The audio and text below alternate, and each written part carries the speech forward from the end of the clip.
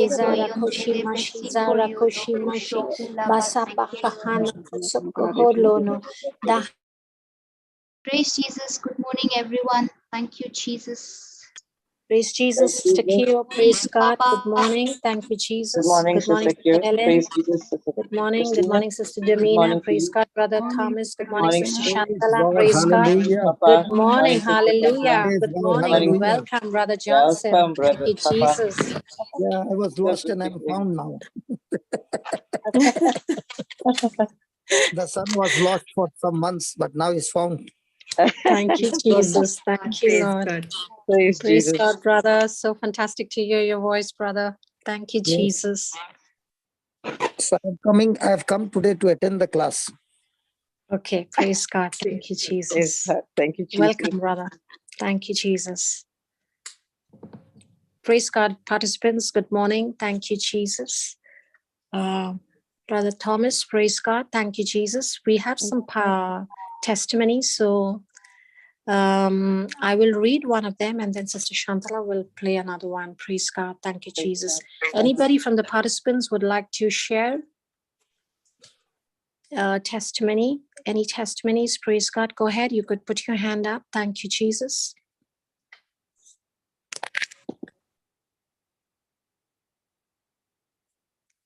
Praise God. Okay. I will read the testimony that I have. Praise God. Thank you, Jesus. Brother Johnson, should we go ahead with the testimonies? Praise God. I am attending the class today, so don't Okay, ask me Baba. anything. Okay. I'm Noted. participant. Okay, praise God. Thank you, Jesus.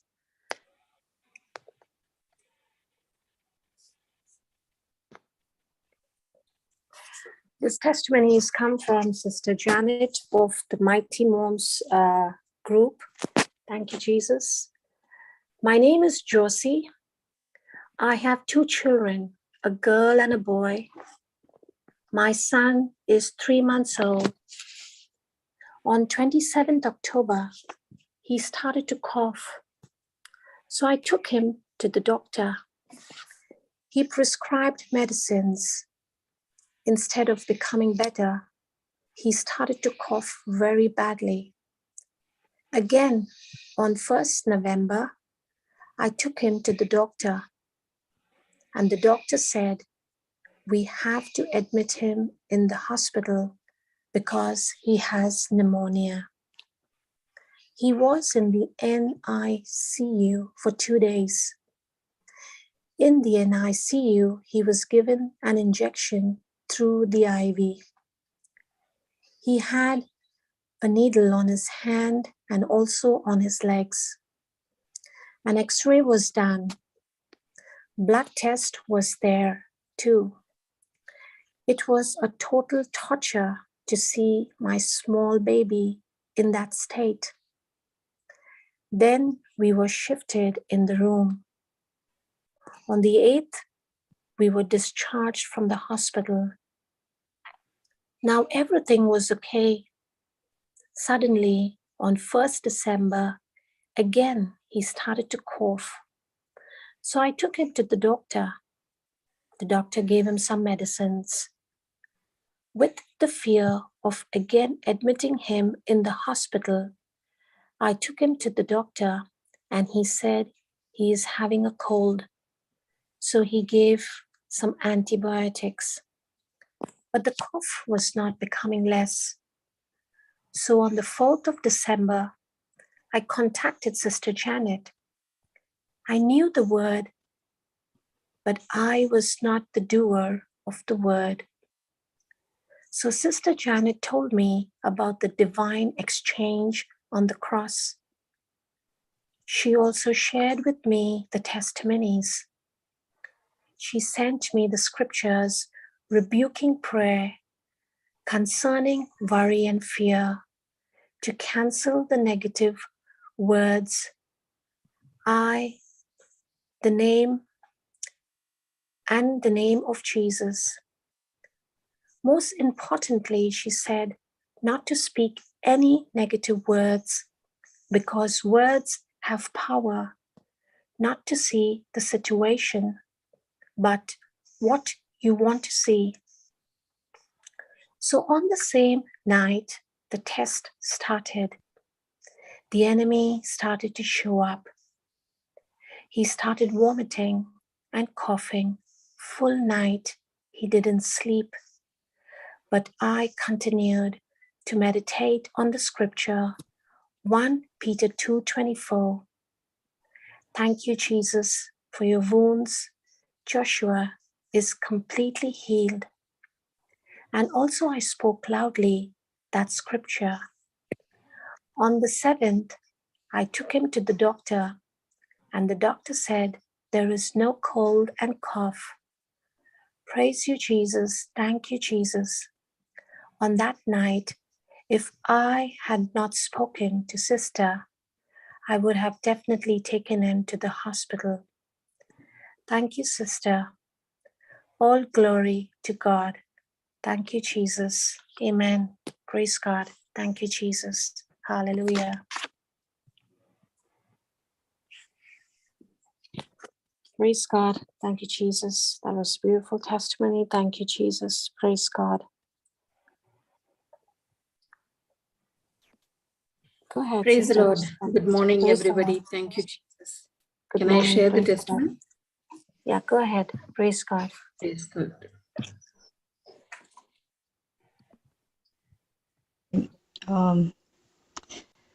All praise and glory be to Father God.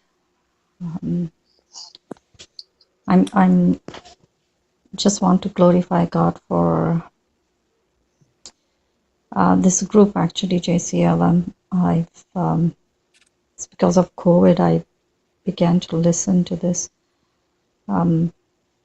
I had not, or I did not know anything about the Word of God. I was born, raised, I came from a very Catholic family. I had priests and nuns in the family, but I never opened the Bible.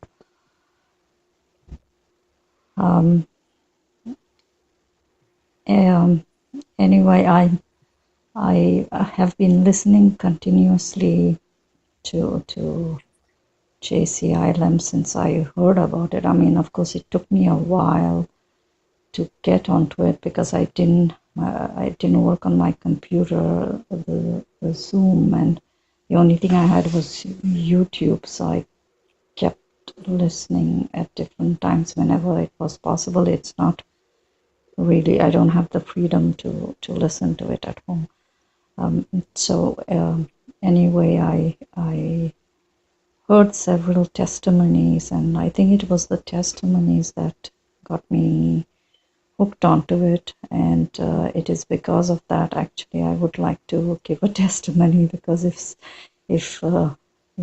people, I heard people speak their own issues and got answers from JCILM. So if somebody helped me, I would like to help somebody if it benefits somebody.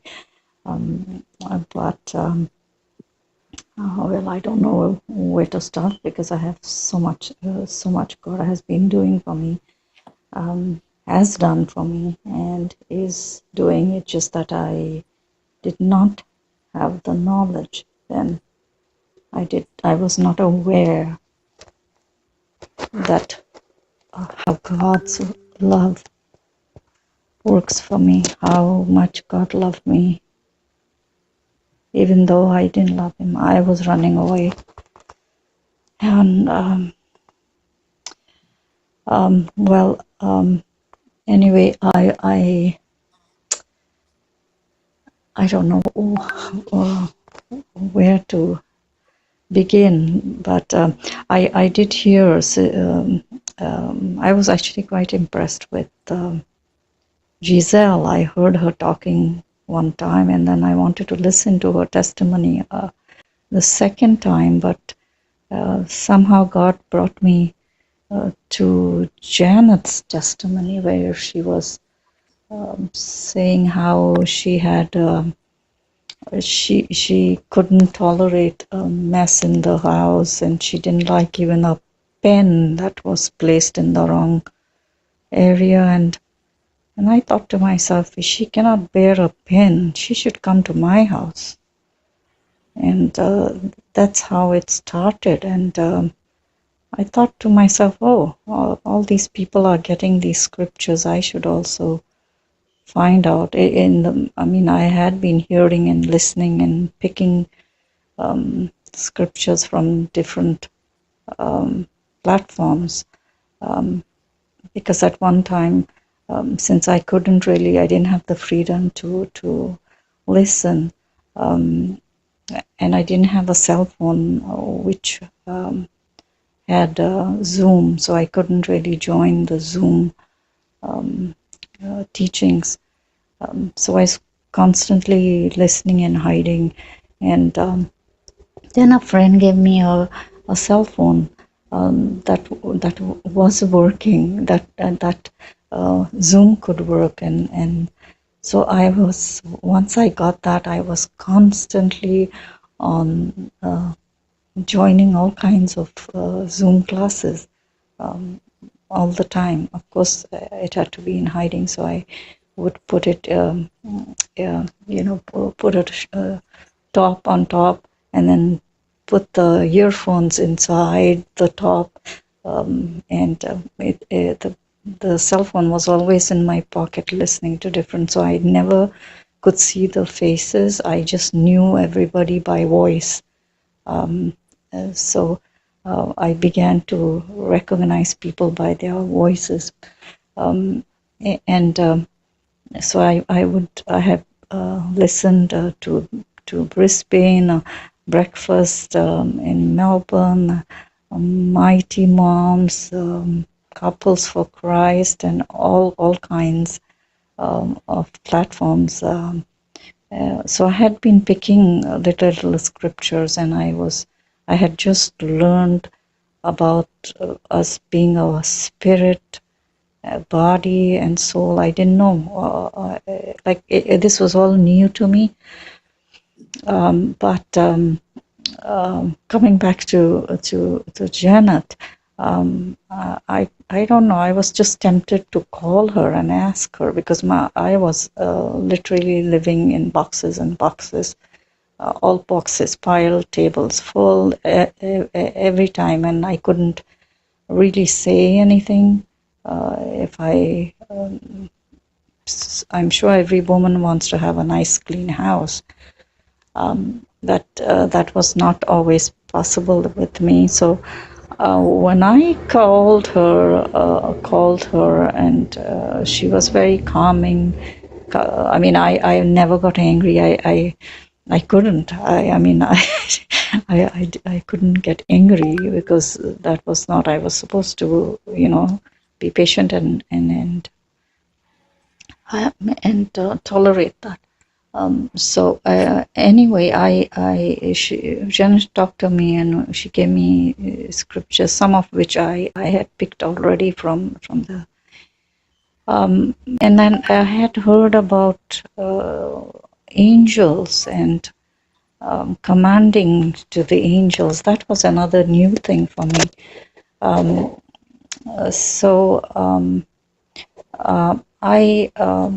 Another thing I picked up is also that to cast your cares on Jesus and say, just be still and know that I am God. That was my best scripture. I think I would all the time. I see this mess, and it is not a small mess. It's a big things, heavy things that I cannot move. So I would say, Jesus, I cast this all on you. You said, I am God. Be still and know that I am God. So I would just keep saying this. And then after I talked to Sister Janet, and I didn't really speak to her. We just exchanged messages, because it's not always. I don't always have the freedom to talk. I would have loved to talk, and I do as much as I can share with people whatever I have heard on these Zoom classes, and I send people links, but it's not easy. I would have loved to share more.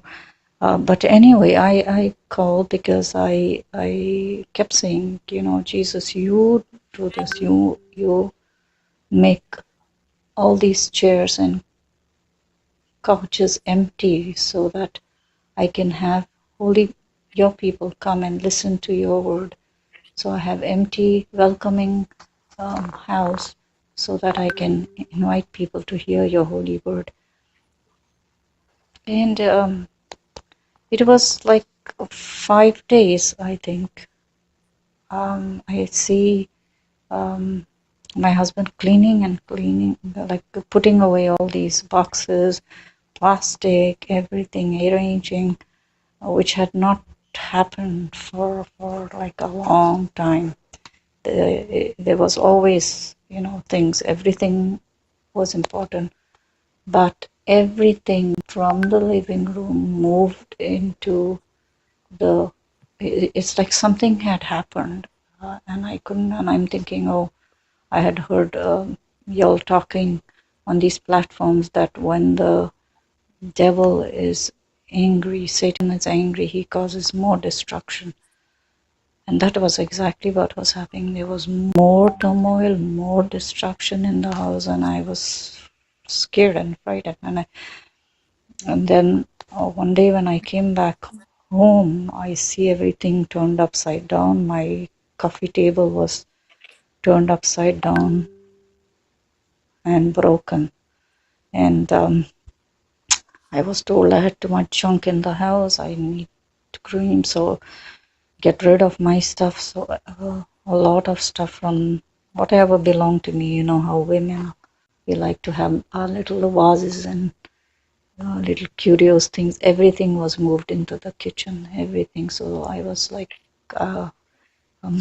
piled with stuff.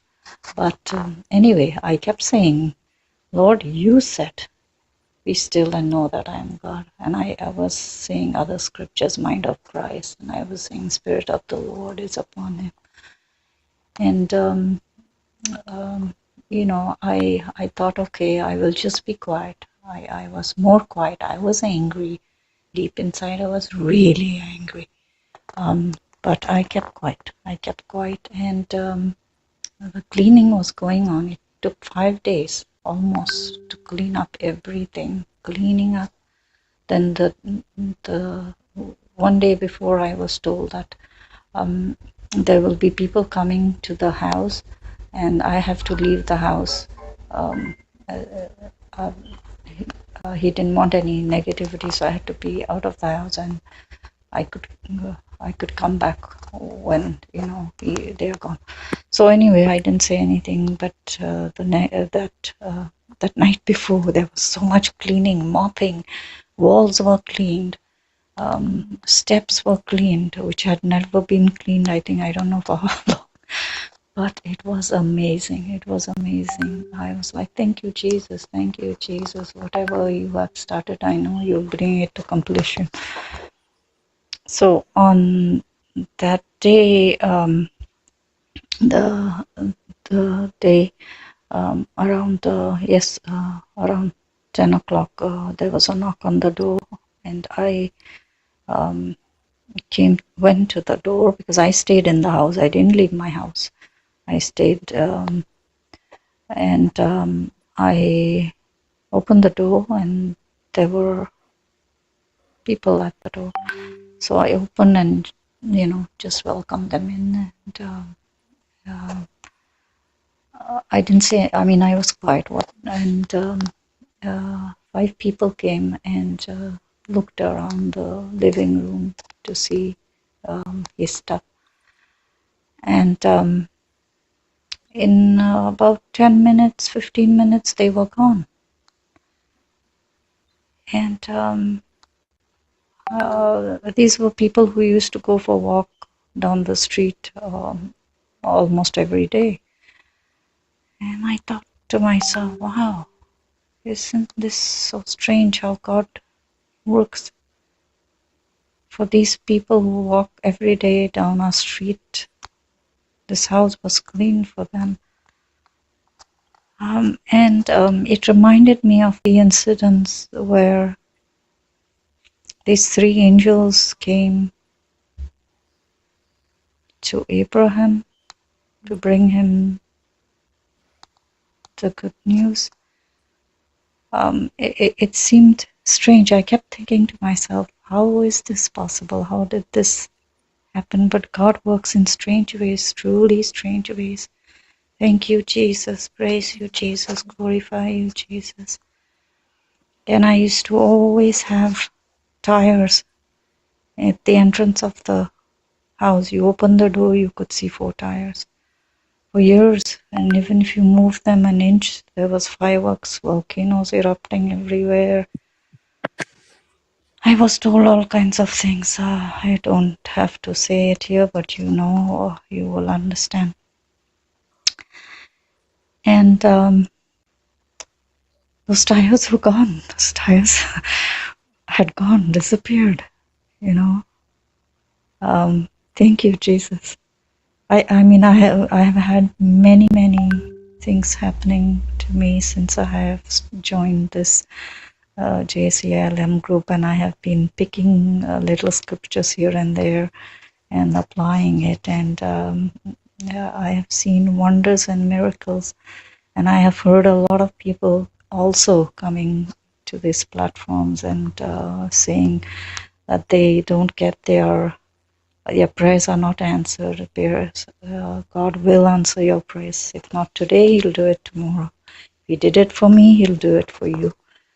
And that's all I have to say. I've been listening to all the retreats and the whole episode with Simitra's red dress. And, you know, I have been hearing like different groups. I love Alliston. He's such an inspiration, and this little Enoch, you know. What if you could I grab wish the I best had career learned all opportunities these in things cloud when I was computing their age. today? But Welcome to our postgraduate program. hey, there is a time when Each one will God come and teach touches us you. new things. Maybe today, not today, tomorrow, but He is there watching you all the time. And now I am beginning to see the glory of God, all the things Jesus did for me. And I didn't even know what He did for me all the time. And then I was so terrible. Yeah. I thank you. I have a lot more testimonies, but when I have the time, I will record more. And I'm still. My wish is still that I could put up my TV and watch the Chosen, watch religious movies. I want to see so many. You know, I would like to see the Passion of Christ, Passion again. So I am praying, and I know God will make that happen, so I can get all people into my living room and preach the word of God. I have just started saying Isaiah 60, which Janet has given me. Violence shall no longer be in our house, neither wasting nor destruction within our land, but I shall call our walls salvation and our gates praise. Thank you, Jesus. Thank you, Brother Johnson. Thank you, everybody. God bless you. Thank you, Jesus.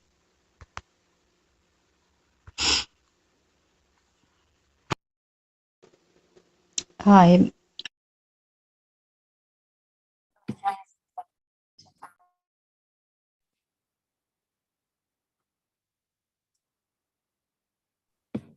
Praise God. Thank you, Jesus.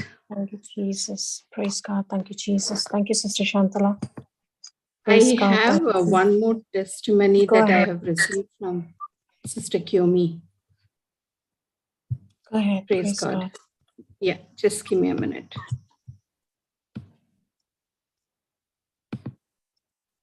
Okay, pray. Thank you, Jesus. Yeah. I just want to share my testimony. Like before, hello, Papa Johnson.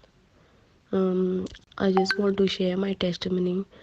Like before getting the job when I was at home because of the pandemic, I was made redundant from my previous company, and then I was confessing that I will work in a good company this time. I am not going to work any company, but good company with a good pay, with good people, good position, sitting position, everything. And I thank you, Jesus, for giving me the best job. Okay, and then and also I confess, like, I'm not going to earn less than 2,000 pounds in hand. And then the first pay, like and I started praying in tongues, like for 2 hours, 3 hours, sometimes 4 hours, 5 hours. And next day I got a call saying, come for we have a vacancy. I saw your CV and I liked your CV, and you join tomorrow onwards. And that was like admin job in good hotels. And next day I was started working without any interview, nothing. And next month, like, my pay was like 2,000 pounds. I was really shocked to see the amount, and I really thank God. And from that day onwards, like, like, my saving is I'm saving every month, like. And after that the company did some fraud thing, and due to that their contract was terminated. But and among 40, more than 40 girls were working, I was only person, and one more girl was selected to continue in the job for the other company. And I have many times I've heard the testimony of many people like this is to happen, but first time I'm experienced, like. And all the girls were so intelligent, and all highly qualified masters and all that. And I was not I'm not so this, like, I even forgot computer. I learned all the works of computer works, because 7 years I didn't touch the laptop and nothing. And I learned everything there. Admin job, I got a good experience, 7 months. And I used to make mistake because, of my marriage, and my focus was on all the problems, like, at that time. And I used to make a lot of mistakes. And in spite of me making mistakes, and still I was selected, like, among all the girls. And my hotel was the last to close. And when that hotel got closed, I got a Heathrow job. Before that only I applied. I got a job at Heathrow as a security officer, and that is very difficult to get through in Heathrow. And same pay, I'll be getting same pay, more than that. um, and after deduction I might get less, but if I do overtime, like, just for overtime, 2,000 hand I will get. And really the job is like a nice, sitting positions are there, everything is like provided, and good company. These companies are like not fraud. And all the payment also is paid, only 1,300 is remaining of mine. And I really experienced this time like a financial blessing in my life. And whenever, like, I people used to say, this is going to close. And I used to say, okay, no, even if it get closed, even if I have to stay at home, no problem. I can at least spend time with the word of God. I can pray in tongues more. So my focus was all on God, like praying and learning, like, studying the word of God. And really God bless me, Papa Johnson. I'm really grateful to you also. You taught us to fight. I was fighting a good fight. Whenever, like, my heart was breaking, sometimes again I used to remember these people have done this, and again I used to forgive. But I was like trying my level best like to please God. I can't please God fully, but whenever I used to fall, I say, sorry Jesus, I have made a mistake, and I will erase again. And really God has blessed me, Papa. That job also, I have to answer so many exam. I've gone through all the exams. I passed, got good marks, and one more screening is left exam. But I'm doing very good at my workplace also. And my mind, at that time I was like sitting at home only, like nearly 6 months. I got what do you say for that, follow like 80% I used to get sitting at home, and then after 6 months I was at home. And now I started working and I think I, by praying in tongues, my mind is like become sharp, and like I can grasp more, like when I'm starting also. All glory to God. Thank you, Jesus.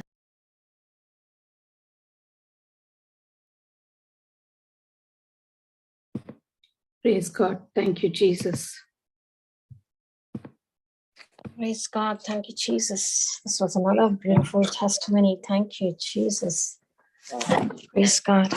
I love the confidence of the sister, and exactly what she spoke. She put out her vision, and that's exactly what she received. Praise God. She clearly said that she shifted her focus from all her problems. And I like the fact that she also prayed. She said she was confessing in tongues. Actually, she would pray in tongues for 4 to 5 hours and even more than that. So praise God. Thank you, Jesus. We could clearly see here that, if I'm right, Sister Helen, that the Spirit of God, the Holy Spirit himself was interceding for her, correct?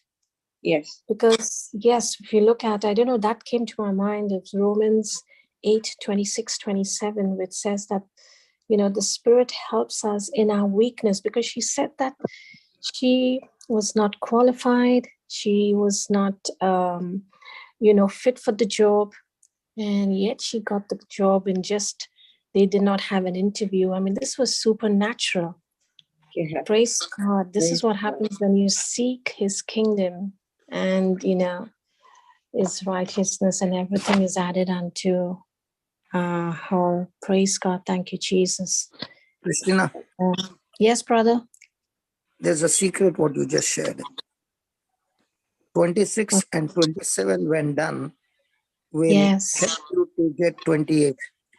And if Yes. 26 and 27 is not done with love and Christ as the center, then 28 will never come to pass.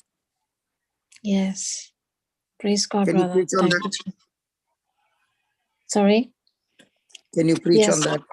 Yes. So, I was listening to her so carefully when she said that she prayed in tongues. She started saying that, that she prayed 4 or 5 hours in tongues. She kept praying, and she put her vision out, saying that she wanted a job, a sitting job.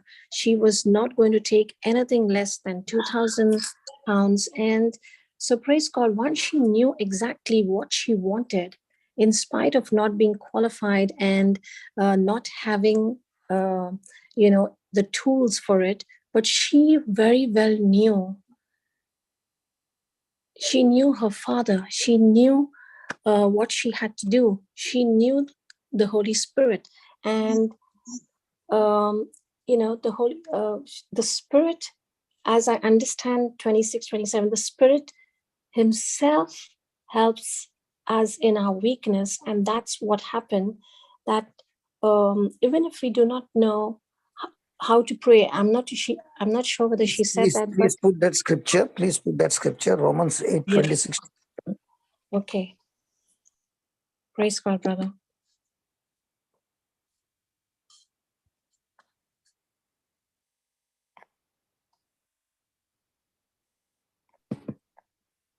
Praise God. Do I put it, sister? Yeah, go ahead, Sister Chandala. Romans Okay. 8:26. Yeah.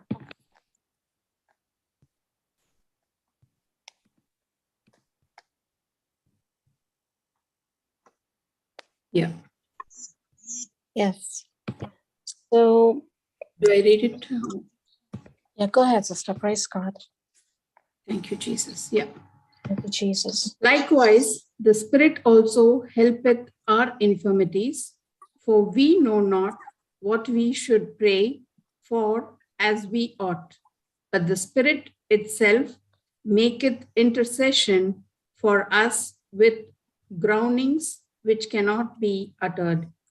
And he that searcheth the hearts knoweth what is the mind of the Spirit, because he maketh intercession for the saints according to the will of God. And we know that all things work together for good to them that love God, to them who are the called according to his purpose. Amen. Praise God. So, here we can clearly see that as she continued to pray in tongues for that many hours, the Spirit of God, our Holy Spirit Himself, was making intercession, was interceding for her with groanings and utterances, which eventually, along with Jesus. So that's exactly what happens is eventually all things work together for the good of those who love God and who are operating together in an intercessory prayer. So I believe that her praying in tongues for that many hours was that intercession. She cooperated. Of course, Holy Spirit Himself, along with Jesus, was interceding for her, with sighs deep as ever, which actually eventually God searches our hearts. And that's what happened. He knew what was in her heart and what is in the mind of the Spirit. And because the Spirit intercedes for us, it is the will of God for us to receive. That's then Romans 8 to 28 comes into being, where it says that eventually all things work. That's where it says, and we know that all things work together for good. So those things do not mean that they are all things, it is like the word of God.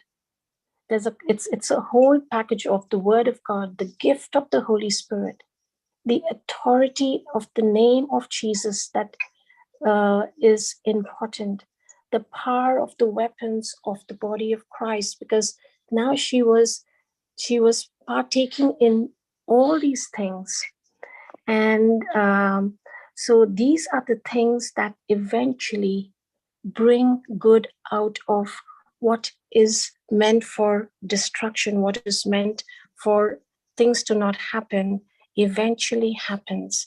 And I also would, say that under this kind of operation, the things that usually that the devil throws at us, we will overcome it by the power of the things of God, and victory is eventually the result that we receive. Praise God. Thank you, Jesus. Praise God. Sister Christina, in fact, she was totally dependent on God. Yes. That's what I realized. Yeah. She was like, when she was going in tongues, she did not know that the Holy Spirit was actually super interceding on her behalf. Yes. Getting everything that she needs, that is already available for her to be brought manifested in her life. That's what she saw at the end. It's like everything that is in her was just being manifested, and she saw what she used to listen before, so and so getting this, so and so getting that, and now she's seeing everything is working in her life, and God is the one who's actually bringing everything. Father God is bringing everything in to her. She's seeing the hand of God. Yeah. So Yeah. when you were talking about 26 and 27, and Papa was saying 28, yeah, Yes.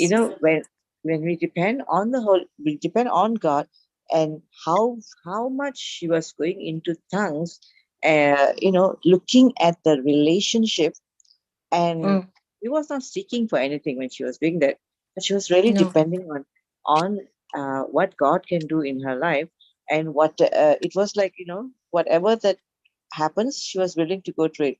But it was so beautiful, Yes. because now Holy Spirit was telling, it was like God is telling, I am your Father. I am going to do everything for you. You just rest. You just sit. I will make everything happen for you. That is what we see in this circumstance. And you see, God, who is the searcher of the heart, knows fully our longings, and Yes. and also whatever we desire, that was what It's God fulfilled. once has done. It's a perfect harmony with God's plan and our destiny. That Amen. is what Amen. when Holy Spirit was working out, like pleading before God for her, Yeah. On yeah, her behalf. Yes. on her behalf. So it's sort of like it was like continually her life was woven together to fit Yes. into God's perfect plan. And that's how Exactly. it was.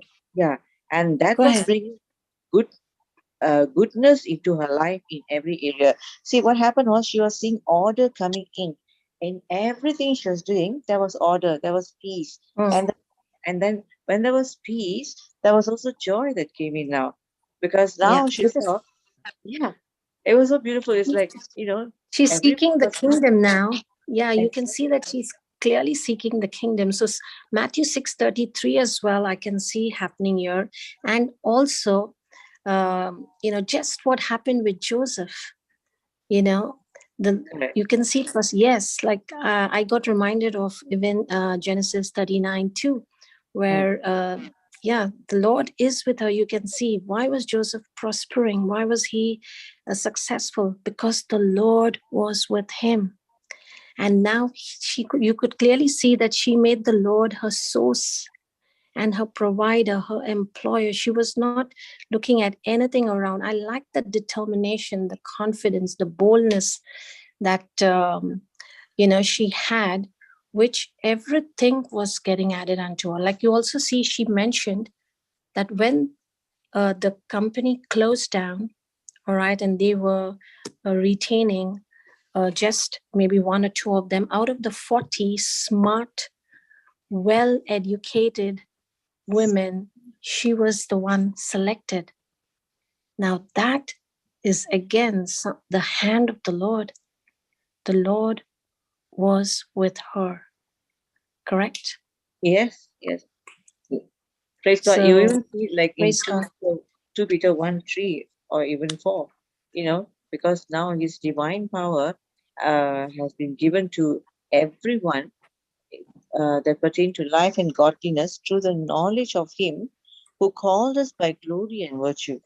So everything is, God is the one who's calling us, and God is the one who's making sure that everything that he wants to give, he is giving, and we are able to receive it.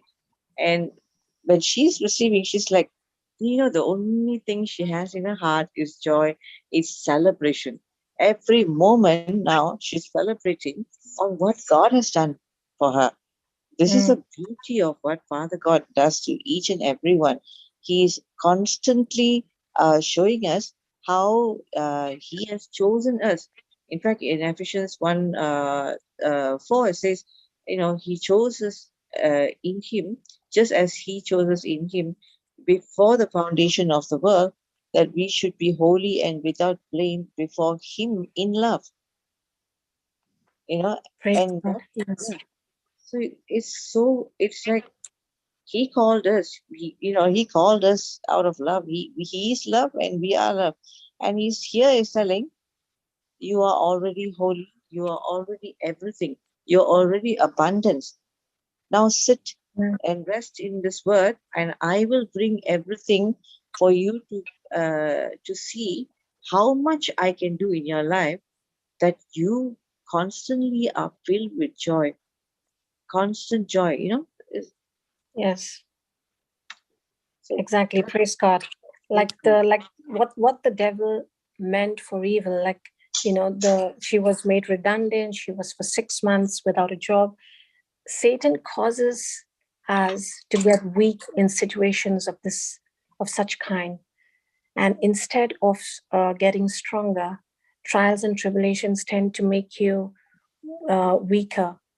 But actually, you can clearly see that these situations got her so strong, and she is now a spiritual giant. I could hear that in her voice. Yes. In fact, Ephesians 1:19-21, if you look at it, it says the same power that raised Jesus from the dead is at work in me. His resurrection power is overwhelmingly great, unlimited, immeasurable, infinite, resistless, stupendous, and tremendously mighty. So his resurrection power is at work in me because I was raised with Christ. So now I share the same benefits of his resurrection. I was raised with Christ. So, everything that is that there is no more dead works that's what she's also telling. There was no more dead works in her life. And Sister Christina, we are also seeing that, right? Every moment that there is no more deadness, there is only life, and life to the fullest, I would say. That is what we are experiencing daily. And this is what she is seeing. There's when we experience something like this, when God is doing something tremendous in our life, we are reminded of who we are, and that we have a Father who is there to give us everything and to guide us, to tell us that we are uh, uh, we are not orphans. Like in the Adamic way, we were orphans. Now, in after through Jesus, in Jesus, we have a Father, and we are now being adopted as sons to show that we inherit everything Father God has just by the blood. We don't have to do any work to inherit, but to believe that we are the Son. We are everything the Father is. So the nature of God now that is in us through the Holy Spirit is being brought into manifestation so that we can give.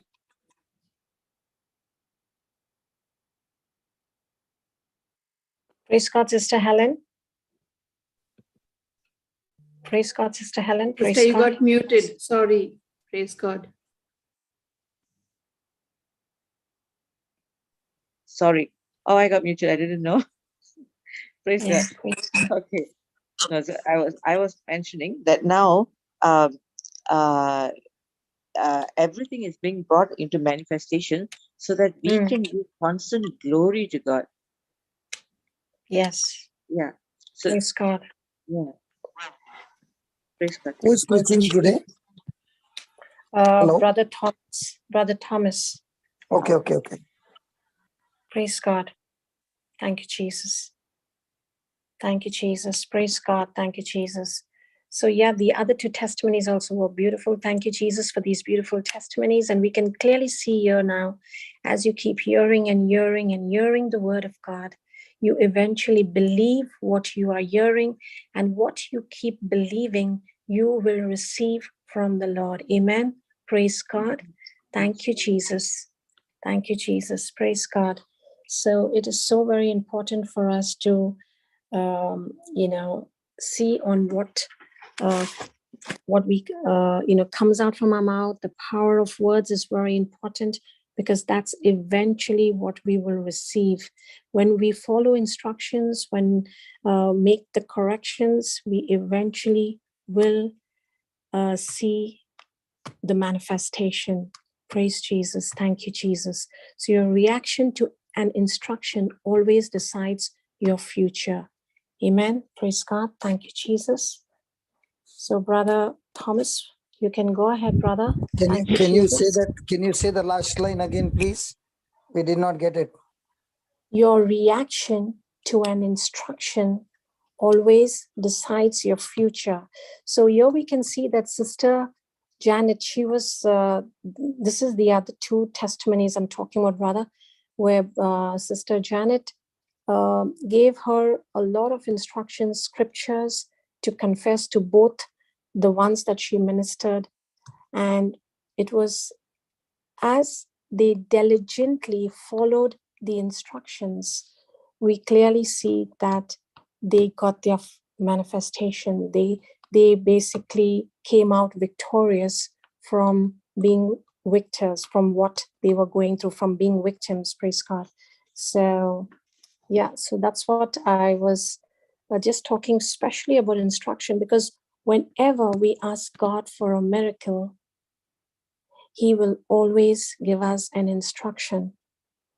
And when you follow that instruction diligently, you will eventually receive your miracle. Praise God. Thank you, Jesus. Beautiful. Thank you, Jesus. Praise God. Go ahead, Brother Thomas. Praise the Lord. I was really blessed with the testimony today, and I could see a young child, his father, who loves him so much, gives him an instruction to go and water some seeds of fruit tree. And he's really reluctant. He's not willing to go, and he doesn't see in that, in that wilderness who is going to come there. But his father says, just follow my instruction and go and plant the seed, water it daily. And as he goes, he's really not seeing the result. He's not seeing the growth. He's not seeing the fruit. But he goes and does for his father's sake, and he does it. And after some years, those seeds have become tree. And that's when his father, once he returns back, his father tells him the stories. There was one lady who was very hungry, and she was walking around and very hungry, and she saw that fruit tree, and she could come and eat, and she was like satisfied. But there were people who were really, really hungry, and there were thousands of stories of that one tree, or that, let's say, 1, 2, or 10 trees that he had planted. So our ministry is, I feel, is like that. We're just following the simple instruction of the Lord. We may or may not see the result at the time, but as we keep doing what the Lord has asked us to do, we will hear not only hundreds but thousands and lakhs of stories of the seed that we have planted in love and faith. There'll be people who are like, going through problems and going through a lot of issues in life. But a simple, obedience to God's word, or what we just did, we may not be able to see the result maybe right now at this moment. But it is, as long as that tree is going to last, it is going to be a blessing to people. Whoever walks by, whoever is hungry, they'll just go and pluck the fruit out and they'll eat, and their hunger would be satisfied. So the work that we are doing for the kingdom of God, there will be thousands of stories. When we go to heaven, we'll get to hear from the seeds that we have sown. Not knowing who is going to come, who is going to eat, who is going to get their hunger satisfied. But our job is to follow the instruction of our Father. And that's amazing, amazing. And that's really amazing how a simple obedience, or obedience to the instruction of the word of God, how it is changing the lives of people, thousands and lakhs of people. Where we are reaching, we don't even know how God is using that seed that we are sowing in his kingdom by faith. How and where, and how the Holy Spirit is using those seed, we really don't know. But the harvest that it's coming, it's amazing. It's amazing. I was really, really blessed to see, and praise God for this man of God who has sown that seed. And we are those trees, he has watered us. And really, I was telling him today morning that he has been such a blessing in my life. Today, whatever I am in the Lord, he has helped me in everything, So praise God, really, really blessed. So last time we were learning on a theme of God's simple solution to our most complex problem. And we learned about power of speaking, power of remembering. I had spoken about power in your hearing. We read about Galatians chapter 3 verse 5. It says that, did you receive the Holy Spirit, or God did mighty work in your life? Was it through the work of the law, or by hearing of faith? Galatians chapter 3 verse 5.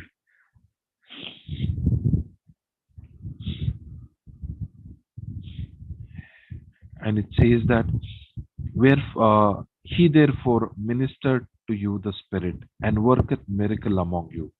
Does he do it? Doth he it by the works of the law, or by the hearing of faith? Also, in verse 3 it says, "Oh, you so foolish, having began in the Spirit." I think it's in verse 2. Verse 2, not 3. Verse 2, it says, "This only by a learn of you, receive you the Spirit by the works of the law, or by hearing of faith." And if you remember, I had shared in Dawn's retreat, Brother Johnson spoke about, how God has, blessed him with that thing, and I was struggling in that area. There was one more brother who was struggling in the same area. But when he spoke that, I received it. When I heard it, I heard it in faith. I received it, and I saw the manifestation next day in my life. But the same brother who was next to him on the left side and I was on the right side, he too heard it. He laughed, he joked about it, and he went by. But he heard it, but I heard it by faith. And when I heard it by faith, that miracle, manifested in my life. That's how you need to hear. Whenever there is a voice, a will, a word of God, a revelation, you need to be hungry. You need to hear it and just receive it by faith. And you will see, when you receive it by faith, when you hear it and receive it by faith, it would manifest in your life. Praise the Lord. So I'm not going to talk about hearing or power of hearing. And then last time we spoke about power of speaking, power of words, power of remembering. If you remember last time I mentioned, if I tell you that you need to, in order to get your deliverance, you need to fast for 40 days. Or in order to get your healing, you need to pray for 5 hours a day. Or if I tell you, you need to do this for, 8 hours a day. If we give you such a, complex and difficult solution, you find it very spiritual. You find it, oh, wow, I feel like, try to do that. But God has a very, very, very simple solution to our most complex problem.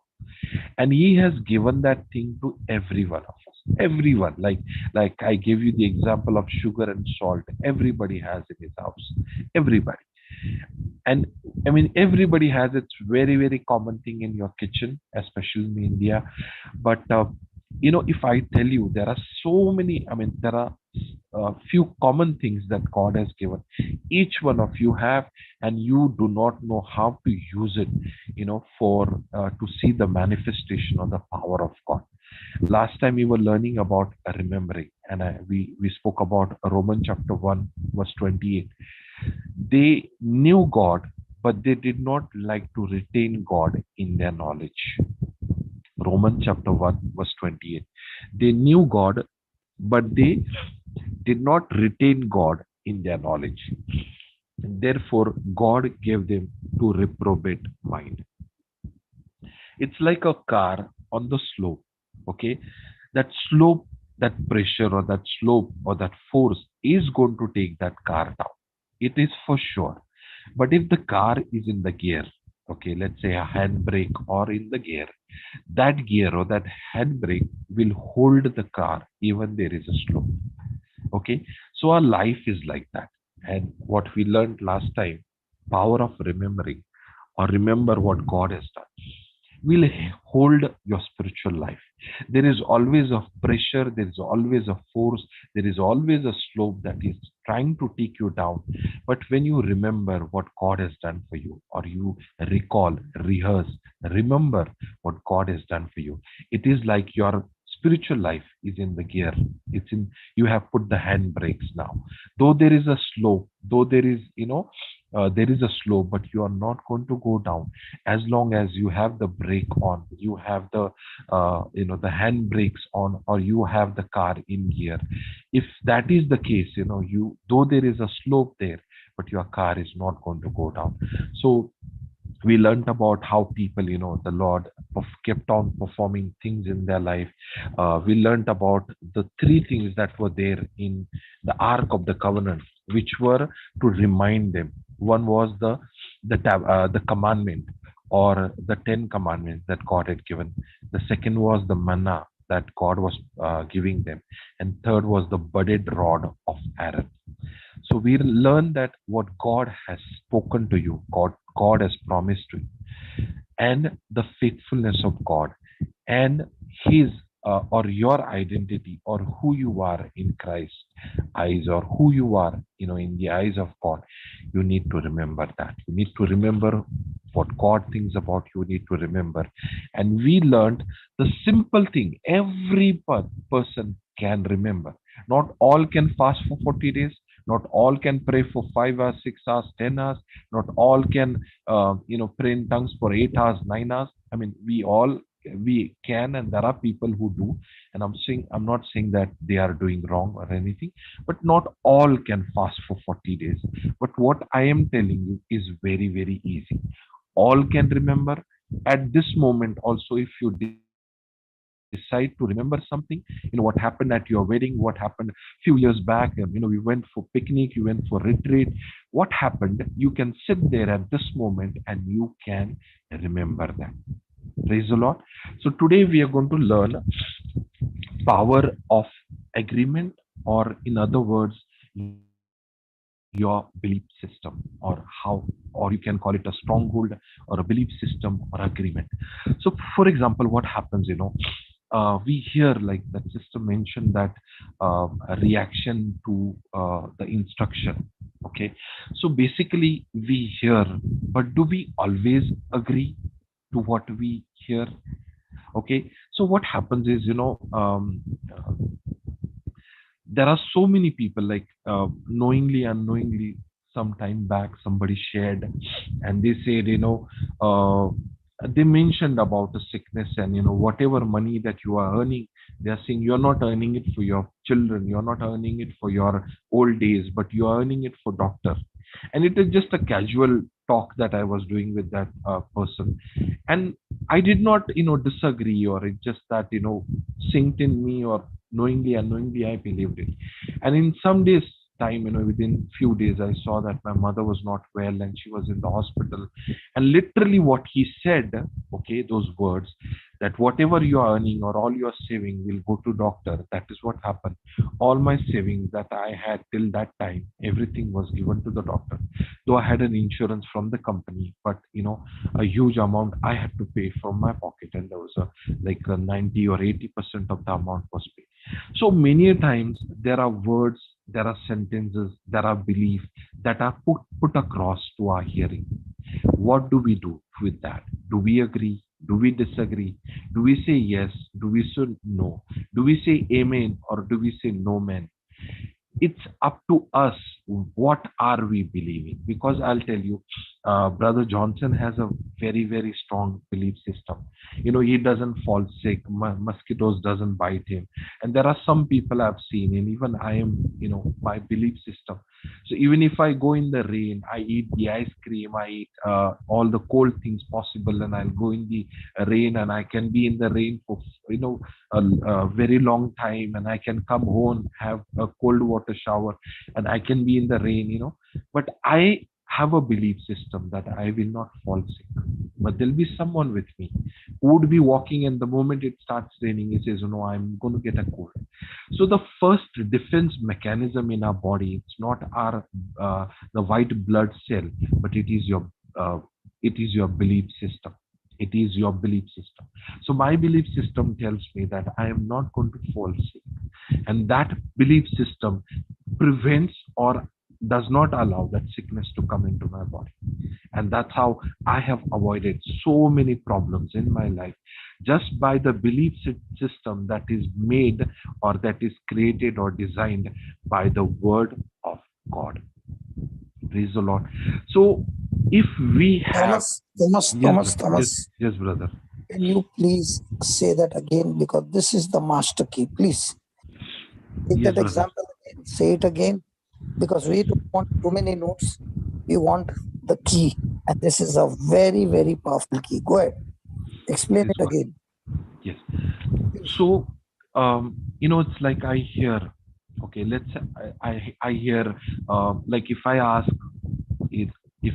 you, what is the age when your people started getting knee pain, and people will say generally at this and this age, or we'll ask at what age do you think your eyesight will go dim, or at what age your body strength will start getting weaker, and we will say in general, we'll say at this age or that age, but actually what you are saying, that's from the belief system. So my belief system does not allow me to fall sick. My belief system says, as my days are, so shall my strength be.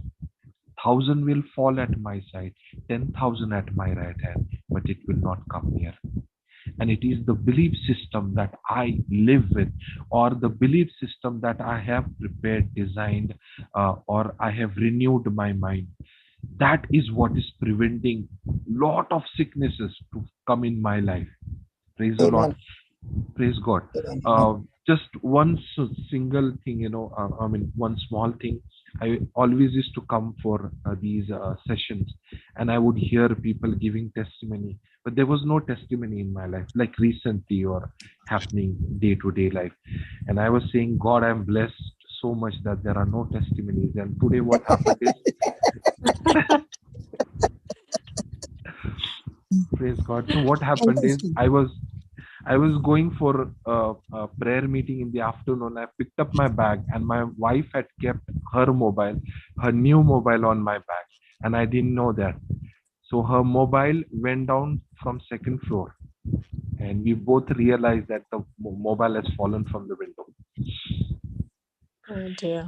So the first thing that came to my mind, the first thing that should come to my mind, how many pieces? Will it be in 1 piece or 10 piece or 20 piece? But the first thing that came to my mind is Job 110. We English, we say that nailing is not the right word, but in Hindi we say khila thukke rakha hai. It is so grounded, and I've shared so many testimonies. Job 110 says, the Satan is telling God, have you not put a fence around him, all his household and all his things? Have not you made an hedge about him and about his house and about all that he has on every side, and thou hast blessed the work of his hand, and his substance is increased in the land. And I knew there is a hedge around me, my household, my family, and all my things. And the moment we went to see what has happened with the mobile, there is a grill and a half an inch, a strip kind of a thing. And my mobile was hanging there. It did not fall to the ground.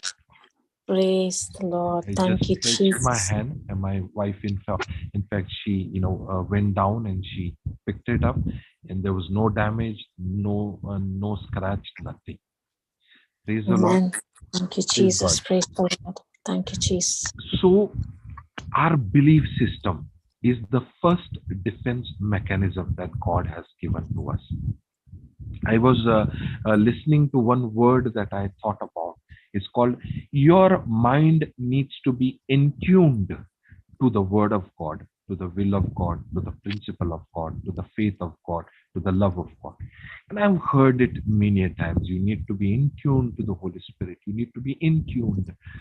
I said, what is this in tune? So I remembered my childhood days, and we used to have a radio, and that we had to go manually change the button. It used to be a huge button, a little bigger. Okay. And we had to go and roll that. And as it was like, there were like 4 or 5 channels that were there, always present, at least by 10 or 11 o'clock PM India time. So whenever we would start at the very, very corner, at very, left corner, there would be very, kind of a noise going on. I mean, there's no channel around. So there was a noise that was coming, and we keep rolling that, we keep tuning that. And as we are reaching to a station, okay, then we could hear music, we could hear people talking, we could hear people discussing. And then we know we have reached to some channel, and there would be 4 or 5 channels available in that radio. Okay. Now we had the choice. Okay, we want to go to Vivid Bharati, we want to go to FM, we want to go to this one, we want to go to that one. The tuning was in our hand. Okay, any given time, in any day of the day, I mean, any time of the day, those 5 or 6 channels were always going on. But we were tuning to which channel we wanted to tune. Though there were like regional channels with different languages, there were some music channels, there was some talk show, there was some cooking recipes, and that was going on. So in our life, every day there are so many channels are going on. There is a cranky noise coming. There is so much of things happening in the office. There's a lot of turmoil that is happening in the ministry, in the workplace, in your children's life. But you have the choice to tune your mind, your thinking. You have the choice. There would be always 4 to 5 channels always running in your life. But you can tune your mind. You can set your mind. You can think on the things which are good, pure, lovely, and of good report. Praise the Lord. Be anxious for nothing, but in everything, let your request be made known to God with supplication. And then he says, can we put that? Ephesians chapter 4, verse 6. Is it Philippians? Philippians 4. Philippians 4, 7 and 8. 6 and 7. 4 and, yeah. Fantastic, and Thomas. Praise God. Love you, Baba. Super. So it says, verse 6. Okay. Now let's look at this. These are all that cranky channels that are going on. Okay. And each channel, like there's a lot of noise, there's a lot of fighting going on, there's a lot of, unsettled things, trouble, a lot of things are going on.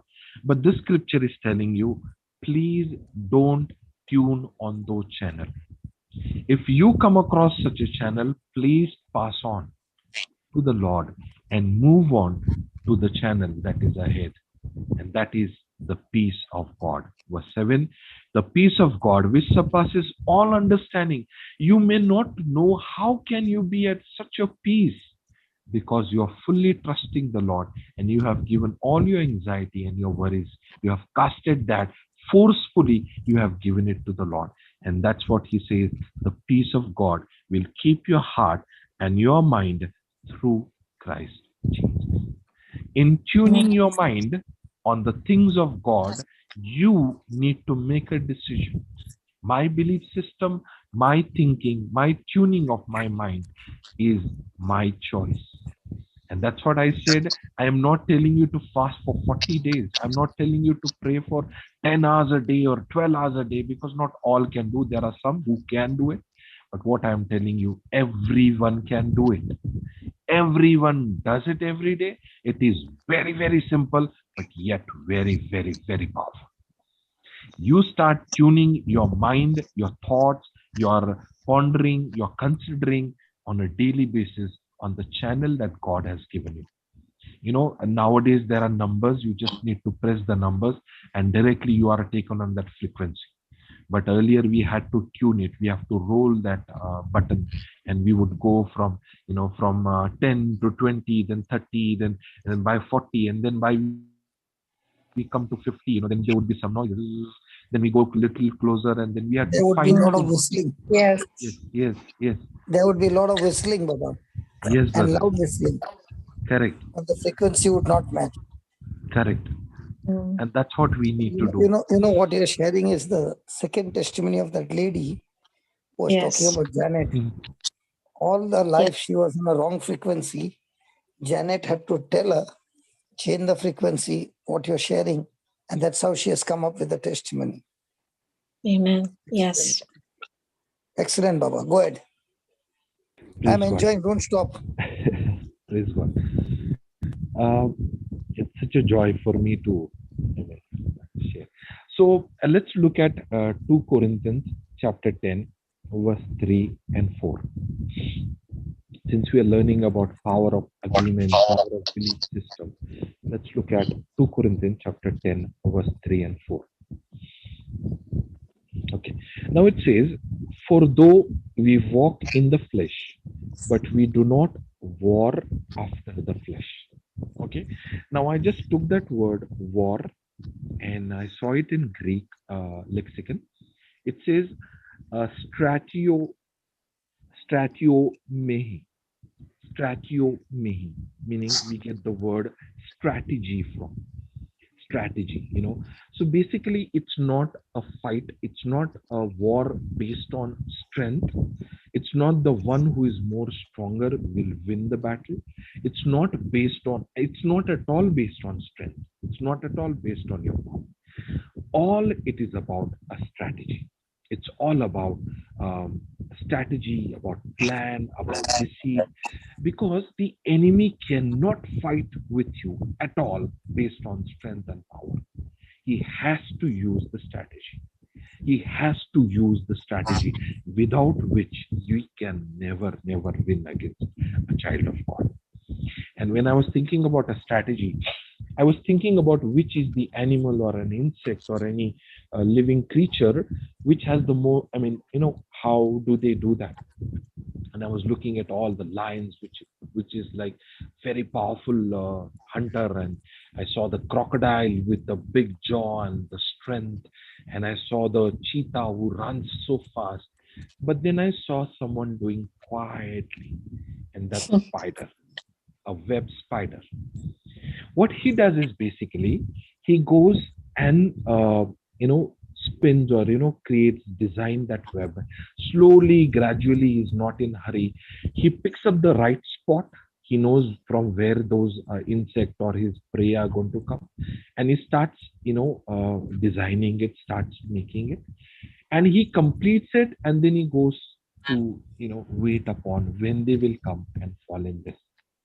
And now when I was thinking about the spider, the web of the spider, it looks so, if the one string, if you think about one string, it's so weak, but he has to literally, design it and, slowly, and then he keeps on adding. It's sticky. Okay. And it is so basically the prey or the insect that is going to come, that is going to get entangled. He may think, it's not strong, but it is sticky. It's going to stick with him, and he's going to entangle with that. And then once that, the prey falls to that, he will come and he'll come and eat or destroy or kill that. I saw, in fact, a video where he's trapping a big bat, which is flying. He's coming and he's trapping it, and then he comes and, eats him or later on. So how he's doing is basically, making all that trap, waiting for the prey to come. And the moment the prey comes, the shikar comes, he gets entangled, he gets locked up, and there is no way. And that's how the enemy is doing. For years and years, he is designing lies, deceit. He is designing these things so that we, as the children of God, who are not operating in the knowledge of God, who is not operating in the light of the word of God, the revelation of the word of God, will come. We will go and we will get trapped in his trap. That's why he hates preachers.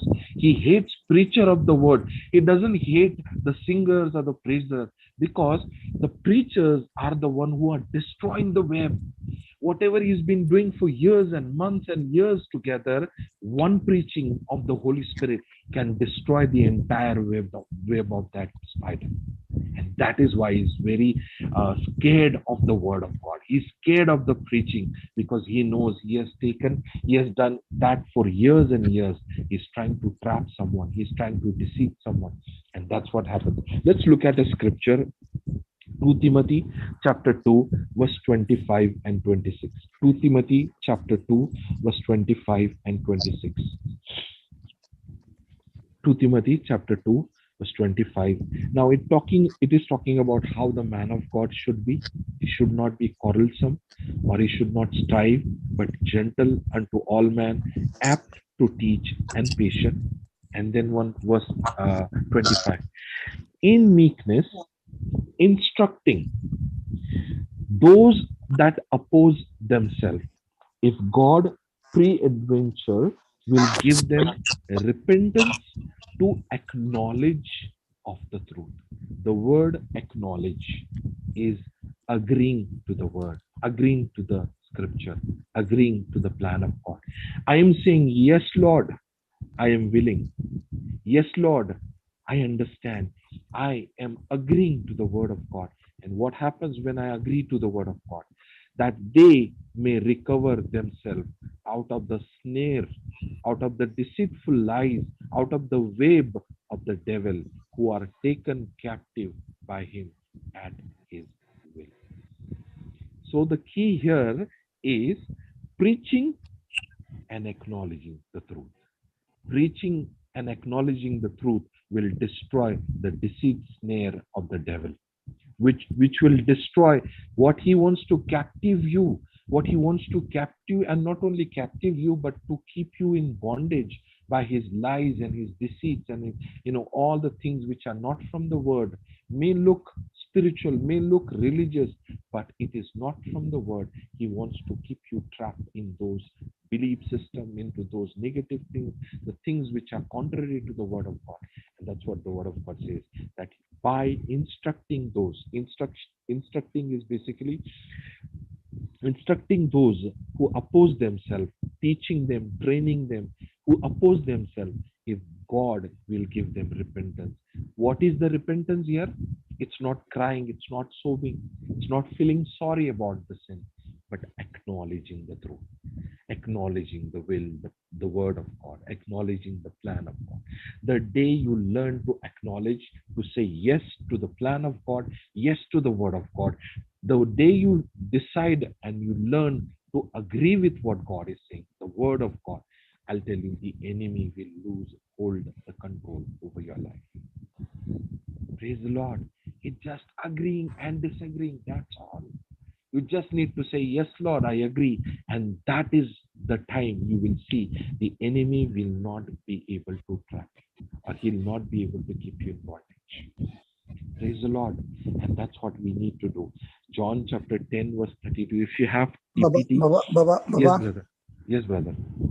Just take the 26th verse. Yeah. Just go to 2 Timothy chapter 2, verse 25. Yeah, brother. You want to share something? No, you share that. Yeah. So here he's talking about that means according to this word, Baba, according to this word, a snare is a trap of the devil. The snare by itself has no power.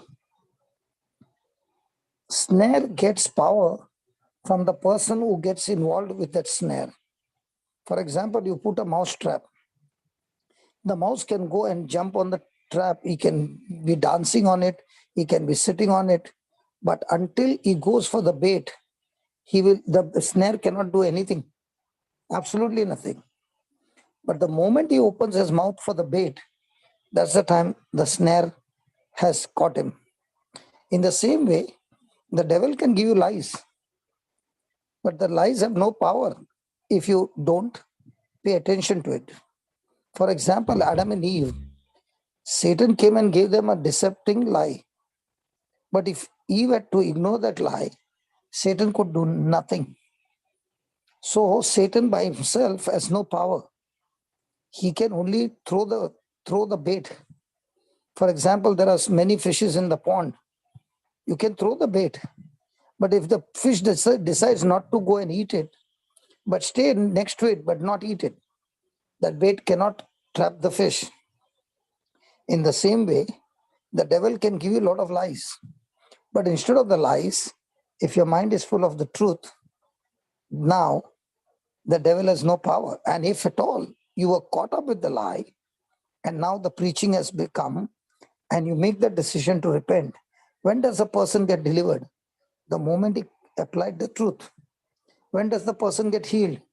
The moment he applied the truth. When does the person get prosperity? The moment he believed the prosperity scripture.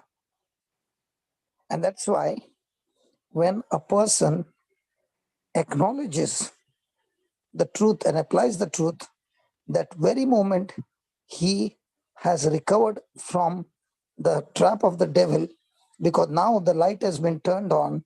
Now the power of the Holy Spirit is working and Satan has to flee. That's why when a person submits to God, he is repenting, he is acknowledging. And now when the devil gives him a lie, he opens his mouth and speaks the truth to the lie. Now the devil has to flee. That's exactly what happened when Satan came to tempt Jesus. Jesus did not discuss with him. Jesus did not give him some option, some suggestion, but Jesus filled his mouth with the truth. So when you fill the mouth with the truth of the devil who's giving you lies, he will flee from you. That is why every session that we have, what are we doing? We are filling people's heart with truths. We are filling people's mouth with truths. And those who take that truth and keep on chewing and change their thinking, as you said, even though I go into the rain, I know that I'll not fall sick. You are strong in that area, but not necessarily you are strong in other area. So the truth will help you to change your thinking and get your thinking to the frequency or the radio channel. And now you are set free. You might be in a bondage for 20 years, 30 years. So what? The truth can set you free instantly. Means what? The moment you believe the truth, now you're no longer applying the lies of the devil. You're walking boldly and confidently on the truth. You're free from depression. You're free from fear. Faith is working, and faith on spiritual evidence of the word supplies the substance to that hope and brings it to manifestation. And you find yourself no longer captive of the devil, but now you're bashing up the devil, his work, and teaching others also how to bash. The example would be of Janet. She bashed the devil after knowing the truth, and now she's been able to teach others how to do the same. Praise God. Yeah, go ahead. Continue, Bobo. Praise God. What you just shared, there's a scripture in Proverbs chapter 1, verse 17. Proverbs chapter 1, verse 17. Proverbs chapter 1, verse 17.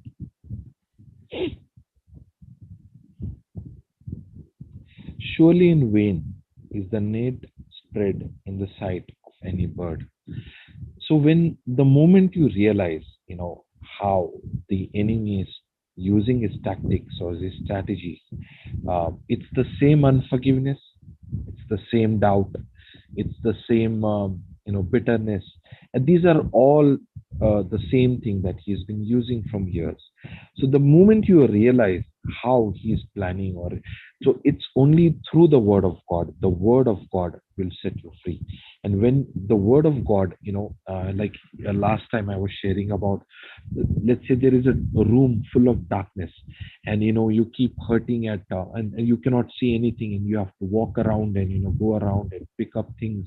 And what happens is, you are hurting your leg and there's blood coming, but sometimes there are some sharp object, you are going and cutting your body because of those sharp object, you are hitting on furnitures, and all this hurt and wounds and bruises that you are getting, it's only because of the darkness. The moment the light is turned on, now you'll be able to see where is the sharp object, where is the furniture, where is the chair, and I'm sure in the light you will never dash on those things. Okay, you'll never go and bang on those things. The reason is because the light will help you to make decision. You can take a left turn, or you can just take a side turn, and you can just dodge yourself and save yourself from hurting. So why Christians are getting hurt is because there is darkness in that area. Why they're getting hurt in marriages and in relations and in finances and all these areas, because the the light of the word of God is not turned on in that area. And that is the reason we are getting hurt. We are getting bruises. We are getting, the moment the light of the word of God is turned on in that area. That is why it is very important that you need to make notes. I ask people now, you people are very sincere and you always make a note. But there are people who come and good preaching, very good preaching, and they shake your hand and they say, good preaching.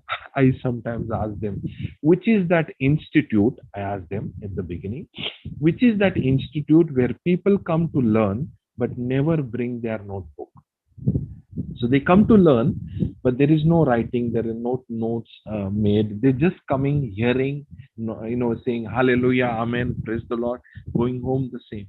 Or sometimes what I tell people, I say that I want to collect, let's say, 1 million rupees from someone, and I tell them names of people just by verbally. I tell them from this person you have to collect this much of amount, this many $1,000 from this one, and I give them name within like few seconds. And at the end I ask them, how much money do you need to collect? And they don't remember anything. Because if they would have listened to me and made notes, they would have remembered exactly from whom they had to come collect how much money, and they would have brought all the money. Because they did not make notes, they have forgotten it. And now I cannot tell them again. So similarly, how much, the truth or the revelation of the word of God that the Holy Spirit is teaching us and revealing it to us. We need to, write it down. We need to not only write it down, but add into our system, into our belief system, into our mind by thinking, pondering, considering, rehearsing, recalling, and that would become a part of your life. Praise the Lord. We'll read John chapter 8 verse 32. We'll read from TPT if you have a translation. John chapter 8 verse 32.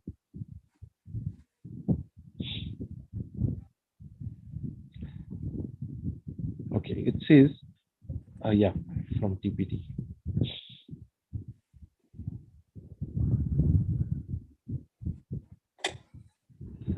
I read something else on internet. I think it's little short. Amplified. So if I think Is it it was the amplified? same, maybe it was a little longer, but it Yeah, says, it will be amplified. Just see. yeah, I think it was TPT only, but it was different. But anyways, it says, if you embrace the truth in TPT, if you embrace the truth, it will release more freedom into your lives. Okay, let's say, if you embrace truth regarding your married life, it will release more freedom and God's victory into your married life. If you embrace, if you believe, if you hear, if you apply the truth in your financial life, into your physical health, it will release more freedom into that very area of your life. So what we need to be, we need to be hungry for the word of God and ask the Lord to give us the wisdom. Once the light is turned on in that area, the enemy has lost his battle. He is scared of the word of God. He hates preaching. He hates the word of God because all his web and his strategies and all that web that he is designing and preparing for days and months and years, in a second's time, you can just destroy the entire web of the enemy. There was one sister, if Brother Johnson remembers, she was preparing to die because somebody told her that you're going to die, and she was telling her husband and her children that I'm going to die. And that was the lie that the enemy has spoken through some people, some religious people. And she was preparing. The moment Brother Johnson went and preached the word of God, she was in that state for almost for a very long time. And she's preparing because they told her that, you are going to die. And she was believing what they said. She actually believed that she is going to die. And with that belief system, all her, Can I say body that? was, yeah, brother, please. Now, she had taken a husband because he was an alcoholic. And the person who was a religious person told her, this husband of yours can never be released from alcohol.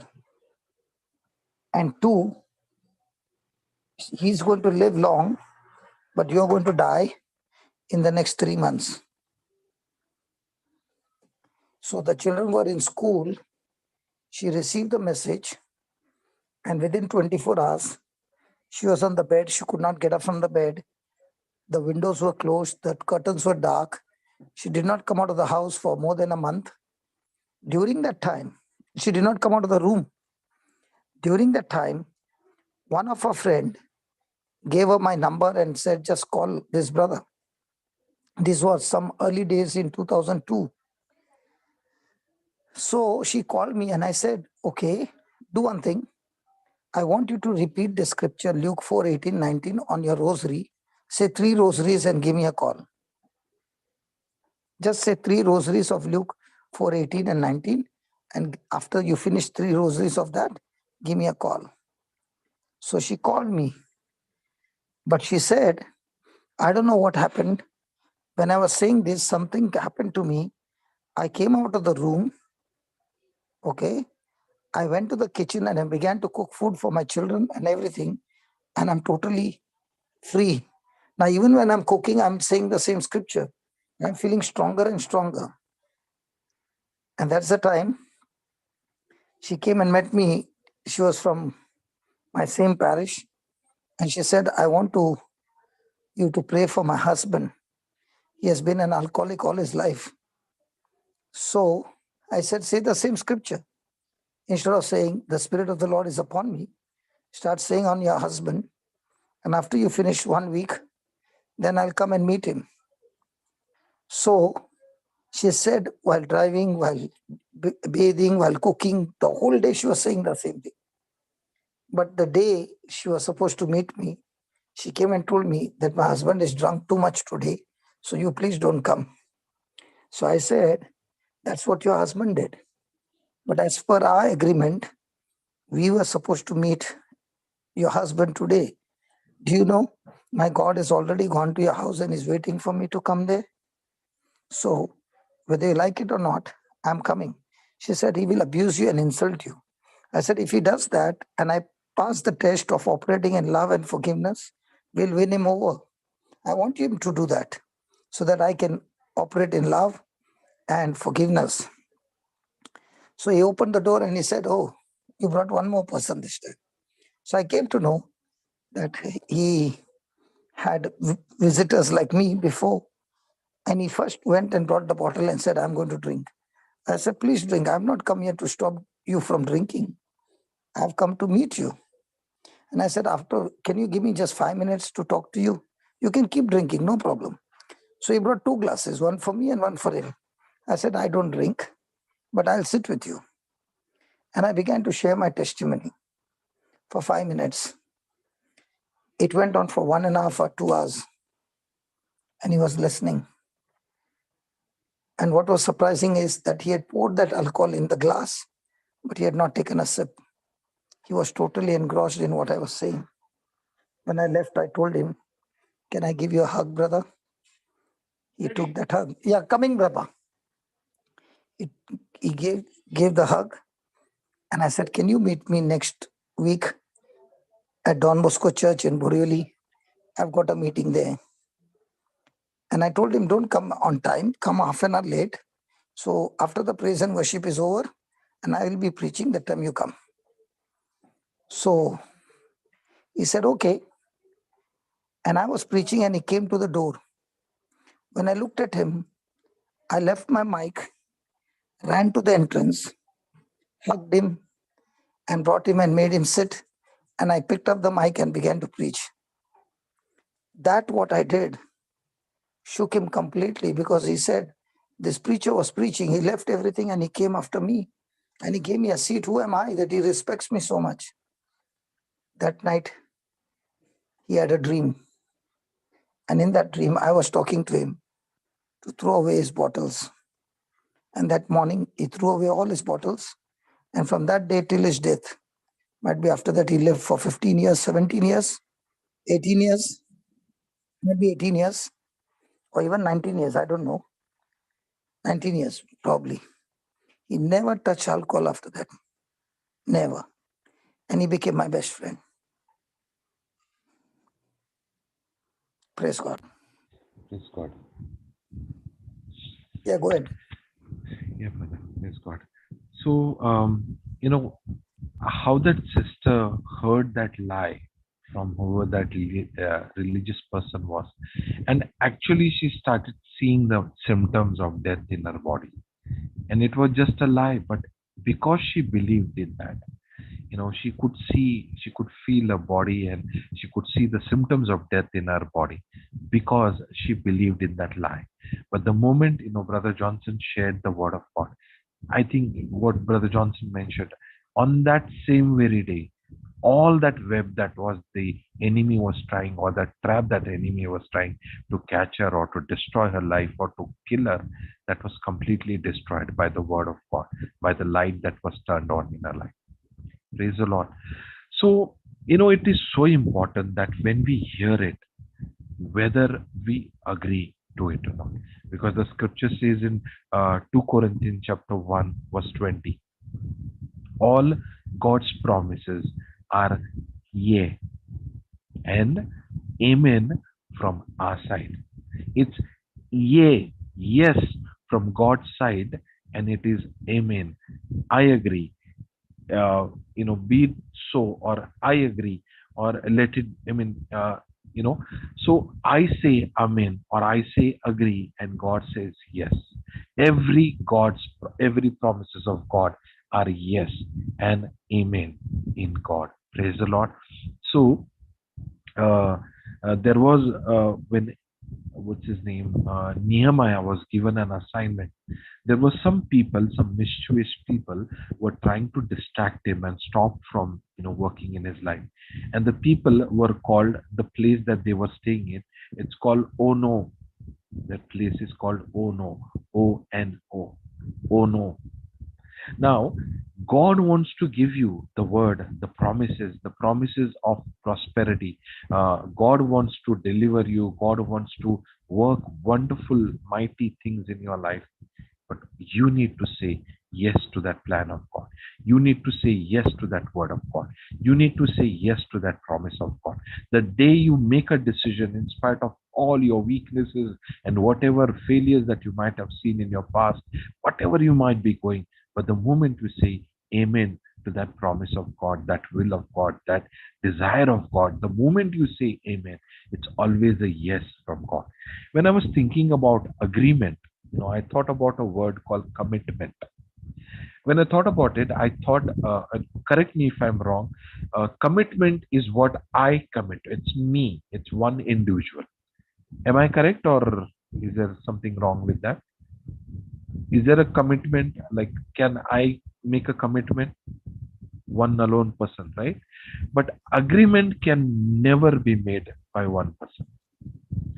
So when I say commitment, it's not just a decision. It's not just a feeling based on my emotion. It's not just a decision, but it's a commitment. Yeah, somebody wants to say something. I could hear it. Okay. So God, never say that, it's like the word is all about agreement, or the Bible term for that is covenant.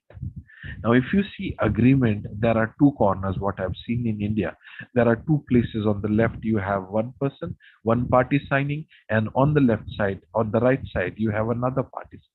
Now, one person may write it and may sign it, and his name and everything and the date and everything is there. But unless the other person signs on that agreement, it is never considered as a valid contract, or never considered as a valid agreement. So I have written my name, my signatures, date, and everything is clear from my side. But I'm waiting for the other party to come and sign. The moment he signs it, then it becomes a legal binding contract, which is unbreakable. And that's what happens when we agree with the word of God, what God wants to do in our life. He's waiting for us to say yes. I mean, he's saying yes to us, but he's waiting for us to say amen.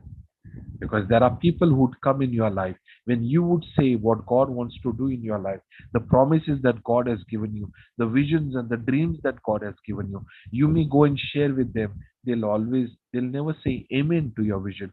They'll never say amen to your faith statement, your faith standing. They'll say, oh no. They are from the people who came to distract Nehemiah in Nehemiah 6:2, and the people, that place is called oh no. So do you have people who agree with you for the assignment that God has given you? Or do you have people who always say, oh no, oh no, oh no, that's not possible. Oh no, it's too much for you. It's Nehemiah chapter 6 verse 2. Do you have people who are always saying or disagreeing with what God wants to do? Nehemiah chapter 6 verse 2, if you can put that. 6 verse 2. I think we lost the one who was sharing it. Praise the Lord. So, yeah, 6 verse 2. And here he was with a very, very important assignment here. Nehemiah was going with a very important assignment. He was going to build the walls of Jerusalem, where the prayer and the praises of God was done. And he was going to build that wall of Jerusalem and the temple of God. But here, if you see here, there were the people of Ono, plain of Ono. And what they wanted to mischief. They wanted to distract. They wanted to somehow take him out of his assignment and to distract him to something else. And that's what you will find people in your life. So you need to agree to what God is saying, what God is doing, what God is revealing in his word. And the moment you agree, you will see it is a binding thing between the two parties. The first is the one who says yes, and the other one says amen. And that's the power of agreement. Because I was talking to Sister Dumina and I said, what if, I ask people, can you please agree with me? And what if he doesn't agree? What if he agrees for healing of cough but doesn't agree for the healing of cancer? What if, how do I know whether that person will really agree with me? How do I know whether that person? But if I agree with the word of God, with the prompting or the speaking of the Holy Spirit, what the Lord wants to do in my life, I'll see always the result, the greater manifestation of God. So have a habit of agreeing, or I would say, be willing to agree to the word of God quickly. Okay. And your belief or unbelief basically is your belief system, or is the system that slowly and gradually builds into your mind. It's like that web, it's like that fortress which is like on one stone upon another, and it keeps on building the wall, and then it becomes a big stronghold or a fortress kind of a thing, or stronghold, fortress, or a castle. It becomes like that. So your thinking pattern is what is going to allow the word of God to work in your life, and your thinking pattern which is going to stop from allowing the word of God to work in your life.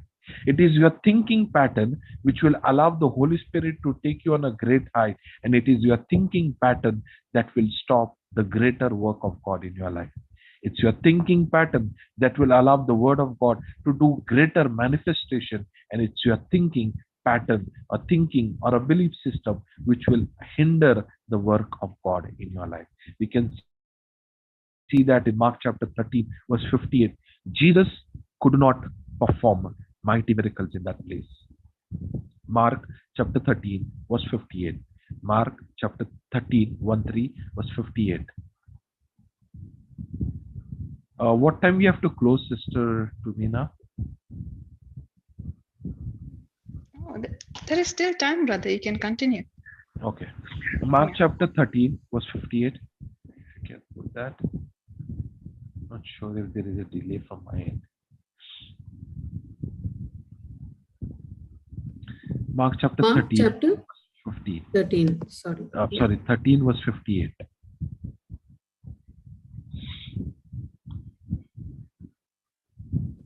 Brother, the Mark chapter 13 verse, there's only 37.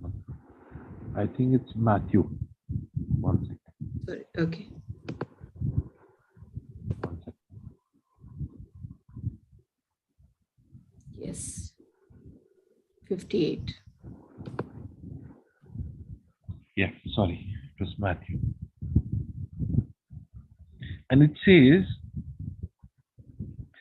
he did not many mighty works there because of their belief system or system of belief that was contrary to the word of God. So what is unbelief? System of belief or a belief system that is contrary to the word of God.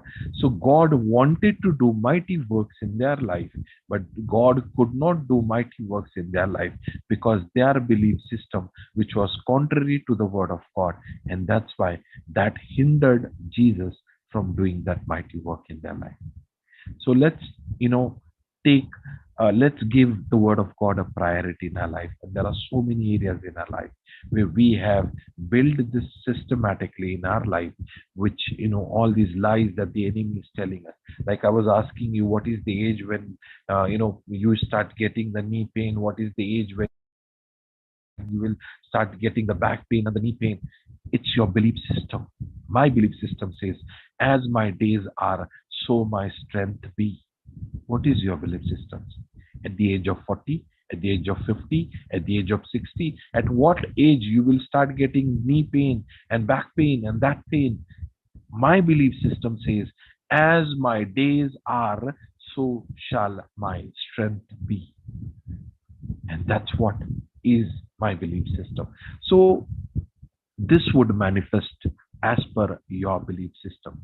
Okay, so we need to understand that we need to take the word of God. Like I said, I'm not telling you to fast for 40 days or to do such a super spiritual thing. These are very, very simple things. Very simple thing. Everyone can do it. Everyone can remember. Everyone can speak. Everyone can recall. Everyone can, everyone can speak. Everyone can think, and everyone can agree or disagree. Okay, so that's what we need to do. Also, there is a scripture in Matthew 17 verse 20.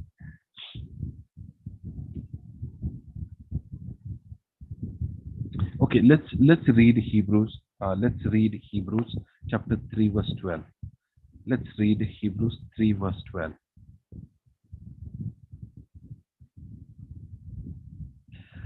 And it says, take heed, brethren, lest there be in any of you an evil heart of unbelief. What he says, be on your guard, that let not any unbelief or a belief system which is contrary to the word of God to allow it to grow. Or even he mentions that it grows like, it take heed, brethren, lest there be any evil heart of unbelief and in departing from the living God. But exhort one another while it is called today, lest any one of you be hardened through the deceitfulness of sin. So again, that same thing what we saw, the lies, the deceitness, the cunningness of the enemy, or the strategies of the enemy to keep you away from the best that God wants to give you.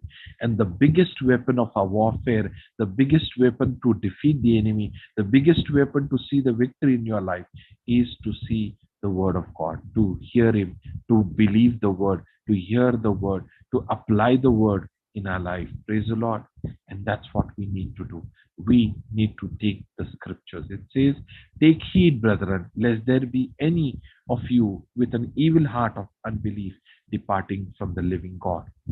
And that's what the enemy wants to do. So what our priority needs to be the word of God. If you give the priority to the word of God, the truth will never allow the lie.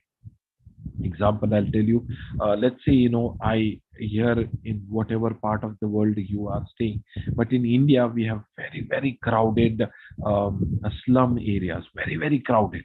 And if I take you, to one of my friends or someone that I know to their house, and I tell you now, this is the way I take you to their house, and I want you to go back to the main road from here, I'm sure you will not be able to go out.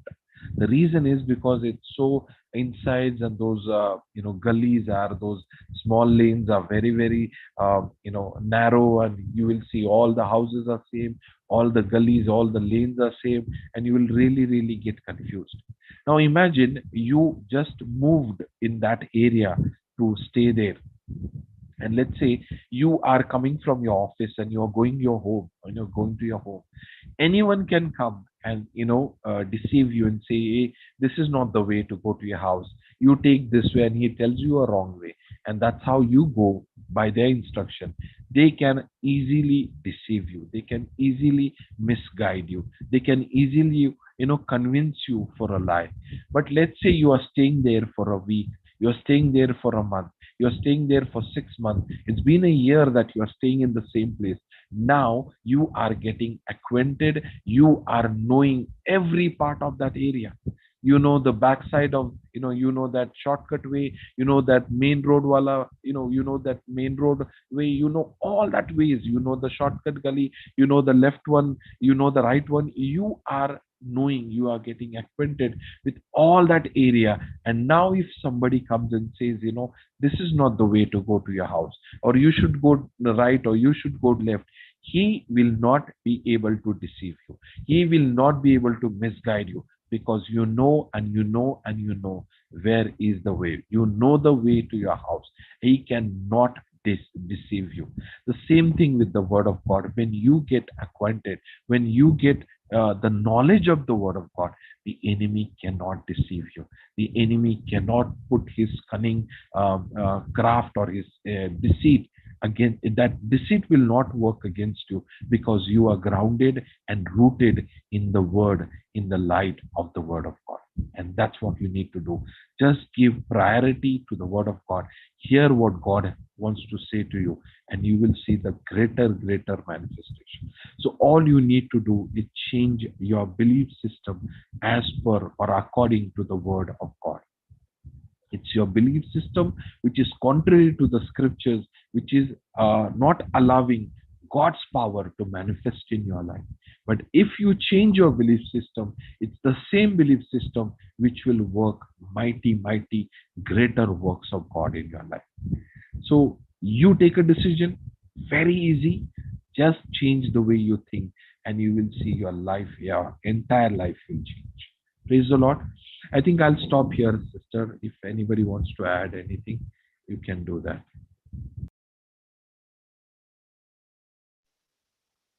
Praise God. Yeah, beautiful teaching, brother.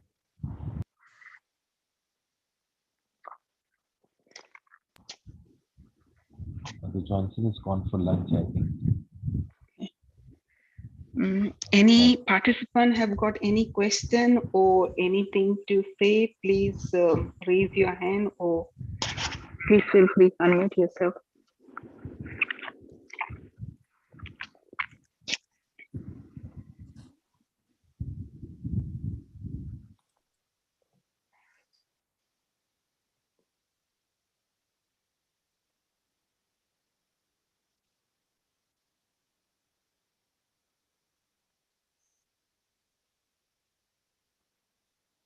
Praise God. Anybody would like to ask any questions or share anything?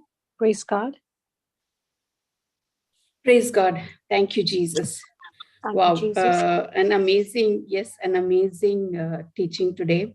I was actually wondering, suddenly the Holy Spirit intuited me today that join the session. That is why after a long time, though, Thank you for wow, joining in. God works. Sorry? Thank you for joining in. Praise God. No, praise God. I need to thank the Holy Spirit for giving me that wisdom and helping me to join in.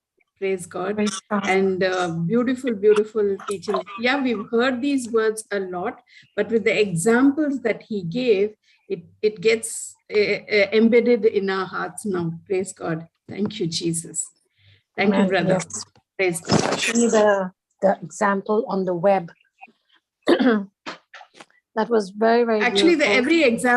every example that he gave, the web, the road that just now he said, how well-versed you become when you keep going through that same road again and again.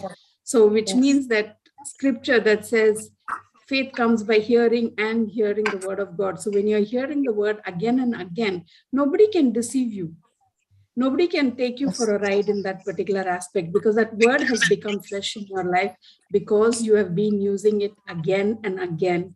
That is what was the highlight that I got as he was teaching. So praise God. Thank you, Jesus. Thank you, brother. An amazing teaching. Need to go back again to listen to this one. The radio also, I will never ever forget. Praise God, the frequency. Thank you, Jesus. Thank you, Jesus. Yeah, Thank you, beautiful Jesus. examples, isn't it, sister? Praise Yeah, God. it's Yes, very true. absolutely. Yes, very profound Praise and God. beautiful. Thank you, Jesus. Yeah. Praise God. I We've like- got another I like person. I like how he emphasized on belief. Yeah, it's very true. Yeah. We don't believe, and we are not going to get anything. We're not going to inherit anything. We need to believe what Jesus has done. That was so beautiful, thank you, brother. Very good sharing. Excellent. Praise God. Thank you, Jesus. God. Thank you, Thank Brother Thomas. We've got a person who's raised her hand, Sister Lynette. Go ahead. Praise God. Hello, everybody. My name is Lynette.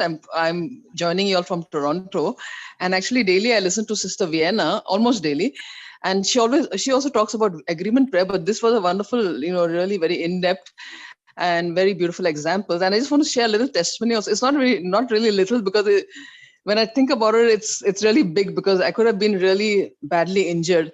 So this happened about 10 days ago, let's say. So what happened?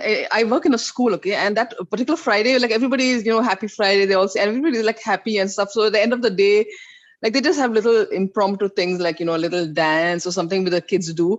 But that particular day, I had to give something to another teacher. So I went into that class. She's my friend, that teacher. So everybody was happy, and at the end of the day, because the bell's going to ring at 3:20. So, and I don't know, I felt like dancing that day. Okay, so this teacher put on some nice music, which I like, and she said, and I knew some steps because I do some online exercise class. So I did the steps, and I did not realize that's the first time I'm entering the classroom, because I work in the office. I did not realize that this behind me was a big whiteboard on wheels. Okay, like it's really big, like almost as big as a blackboard on a wall, but this was on wheels, because now they have all this mobile kind of teaching, right? And I never even realized it. And suddenly, as I was doing these steps, going like a crisscross kind of thing and going backward, my leg went into that one of the wheels. Okay. And of course, daily morning, I say the protection prayer, and I cover myself with the blood of Jesus, with the Psalm 91. And I don't know how I fell backwards, okay? And this thing got caught in my leg. It was my fault, kind of, because I was acting too, let's say, too adventurous or whatever, not looking behind when I'm doing whatever. And but the Holy Spirit is so good. I did not get one little scratch, not even a scratch. And I was not wearing any hood or anything, because in the classroom, you're not wearing your hood and jacket, right? If I had fallen as I was supposed to fall, I would have really hit my skull, because it was a backward fall, and I'm tall. I'm like 5'8", so that's kind of tall. And I would have really got a bad hit and a bad fall, but I did not get a scratch. The teacher suddenly got, she was afraid. She came running and she pulled my hand. And she said, are you okay, Lynette? I said, and I said to her, praise God, I'm totally fine. And I was again smiling and laughing. So this happened, okay? And all the kids also saw it, like 25 kids saw it. And they were like, they were first of all shocked, because this big tall woman is falling backwards, right? She's come to do a dance and she's falling backwards. Anyway, so that happened. That was on a Thursday. Friday, I said, I was so thankful to Jesus, and I did not share anybody to anybody, because they say, you're pretty foolish, right? Doing all these crazy things. Anyway, so the next day morning, I wanted to thank Jesus. I said, I'm going to come down early. I got up around 6:30. I said, 7:30, I'm going to work. I'm going to get up and sit down and pray in front of my altar. I put a little candle and all that. That's my thoughts. I'm going to put a candle. So I'm coming down with my blanket, and usually what I do, I put the blanket around my body. But this day, I don't know what happened. It was folded in 4, the blanket, and I'm holding it, and I'm holding my Bible and coming down the steps. And see, again, another foolish thing, I didn't put the light on, okay? And I know there are 10 steps exactly from where I walk from my bedroom to down. It's exactly 10 steps, and then my altar, my living room. And I didn't count. Usually I kind of know when the 10 steps are over, and sometimes I count. But this time, like I was thinking about that. Okay, I'm going to light a candle. I'm going to sit down. I'm going to talk to Jesus about this and that. Whatever I was thinking. And on the 9th step, oh my goodness, I don't know what happened. I did not go on the 10th step. From the 9th step, and these steps are not very, very small. They're kind of steep because we are like in the house, right? Wooden steps. And from the 9th step, I went to the ground.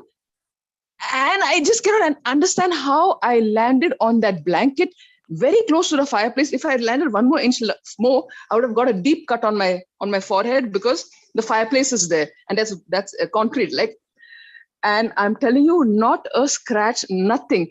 And I was first of all shivering because I was kind of startled because how did I land from, and it's a big distance from my step to the fireplace. It's because like I went kind of flying through the air kind of, and it was only like an angel or something, the blood of Jesus or something.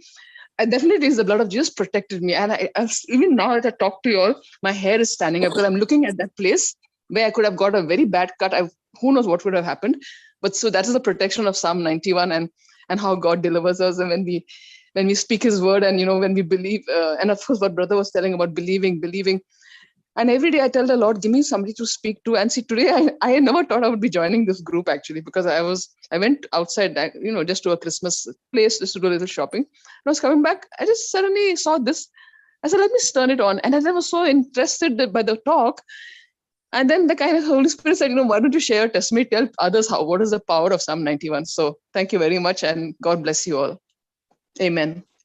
Amen. Amen. Praise God, Sister Lynette. That is indeed a very beautiful testimony. And yeah, one after the other, like on Thursday and Friday, the same, like really protected by the blood of Jesus.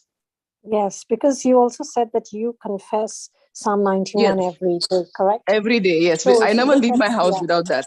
So Psalm 91:11 says that, for he will command his angels concerning you to guard you in all of your ways. Exactly. And their hands, and the angels will not let you dash your foot against any stone or let you even fall. Yes. Correct? Yes. And I landed on my blanket. Can you believe, sister, on that? It was folded 4 times. So it was pretty thick. It was a thick blanket. And 4 times it was folded. I landed on that. Can you believe it? Nothing, not even a little ache or pain, nothing. And a few inches, if I had gone a little further, I would have cut my head on the fireplace, because there's a big wall there, right? Fireplace. I would have cut my head very deeply. If a few inches, I would have landed ahead of that or whatever. Yeah, so definitely, for the protection. Yes, definitely. I also say the guardian angel prayer daily and the Saint Michael. These are my 3 daily prayers every morning with my husband, with my son, if they come to pray with me. But husband definitely these 3 prayers daily. Praise God. We are believers and we believe you, sister. Praise God. Yes. Thank you, Jesus. Yes, thank you, Jesus. And just a little correction that you call children and not kids, sister. Praise God. Yes, thank you, Jesus. yes. Yeah, I know. I don't know. That got ingrained in me, like kids with children. You're right. I know once before Sister Vienna told me the same thing about children. Yes, about children. Child of God, and you're not foolish. Not a you're kid. not fool. Yeah, correct. You also call yourself foolish and fool. No. Oh yeah, you yeah, are a child of God. That's not good Praise either. God. Yeah, that's not right either. Yeah. No. Yep. Praise God. Okay, thank you, Jesus. Yes, thank you. Yeah. Praise God. Thank you, Jesus. Praise God. Thank you, Jesus. Wonderful session today. Yes, brother. Amen. Enjoyed every moment of it. Yes, it was a beautiful session. Thank you, Brother Thomas. And lot of revision to be made. Sorry, praise God. Lot of revision to be made. Yes, brother. Totally agree. Go ahead. Let us hear something from you, brother. For me? Yeah. Praise God. Thank you, Jesus. It's been a long time. It has been. Thank you, Jesus. Praise God. Praise God. Brother Thomas? Yes, praise the Lord.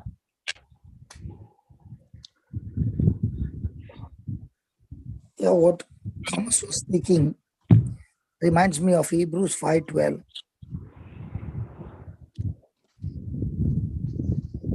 look at Hebrews 5:12.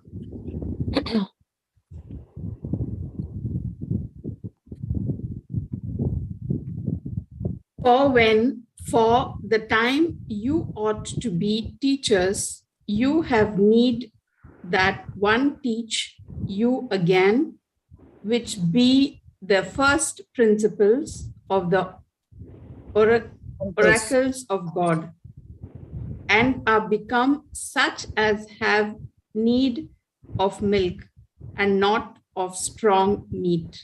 Praise God. So when I see my grandson, he's still on milk and a little liquid food. They can't eat meat like us.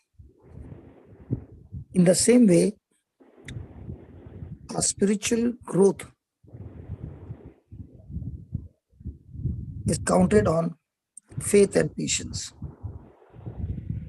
So when I see some people, they are there with me from the beginning. And by now, they should have been teaching others. They're still stuck to the basic principles. And that's exactly what Thomas said, is I hear, I clap my hand, I praise God. The real truth is, how much am I applying in my life?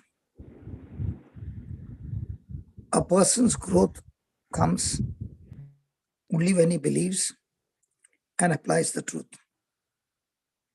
He can come every day to the class,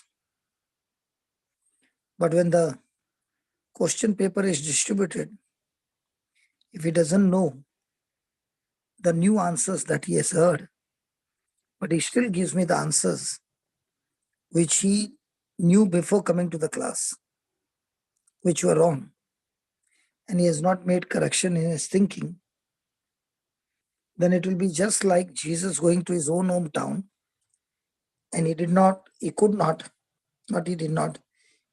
perform great miracles there because those people had their own mindset.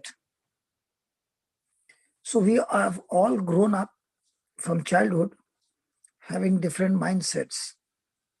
And every day, as Thomas was saying, the channels that come across, each channel is blasting the lies of the devil, trying to get installed in our mind so that that lie can grow up and stop you from operating in faith.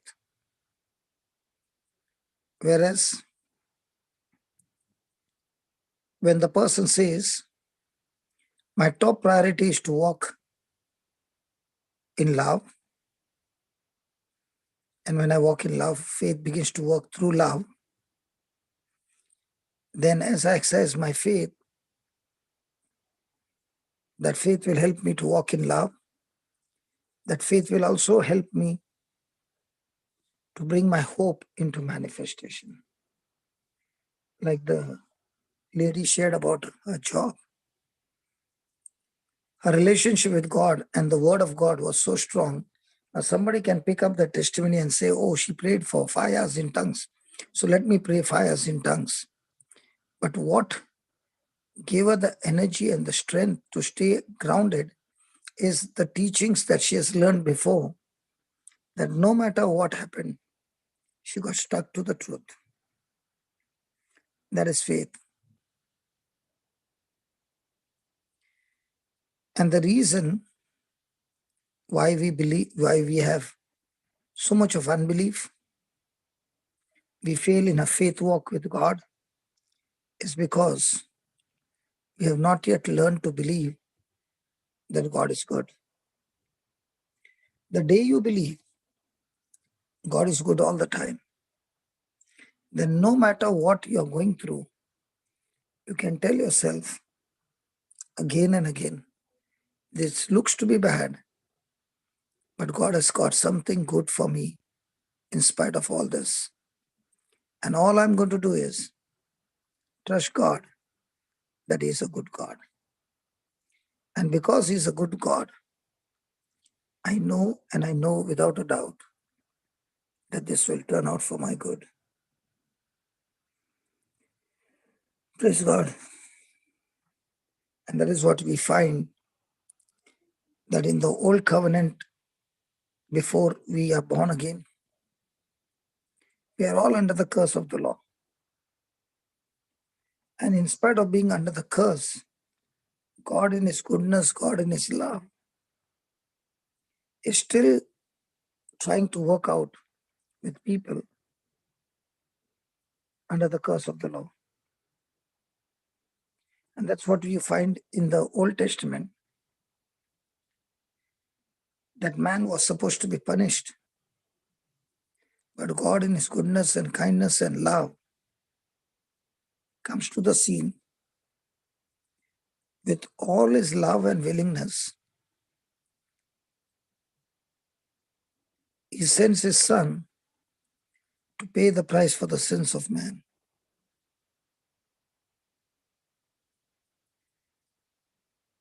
Now, when Jesus has paid the price, we are no longer under the law, but we are under grace. So when a person is trying to bring some of the laws of the old covenant into the new covenant, instead of grace, now, grace which is supposed to activate blessing, when I bring the law, it ends up with curse, not grace.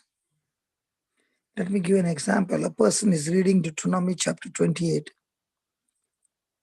and there it says, if you hearken my word. 28, verse 1. Deuteronomy 28, verse 1.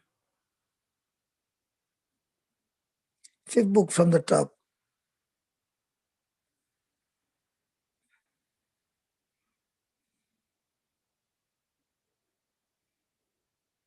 "28 verse 1.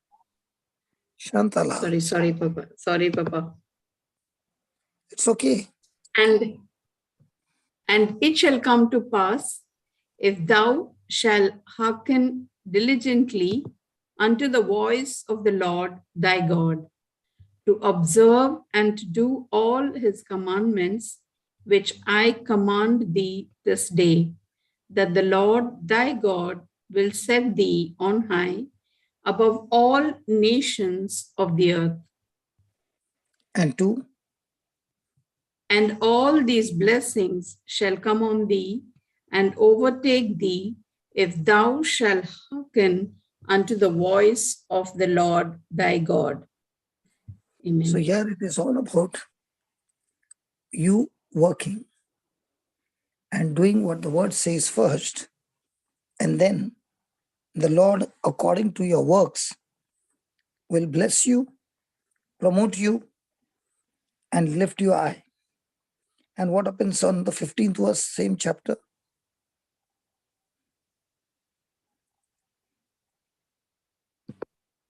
But it shall come to pass, if thou wilt not hearken unto the voice of the Lord thy God, to observe to do all his commandments and his statutes, which I command thee this day, that all these curses shall come upon thee and overtake thee. Amen.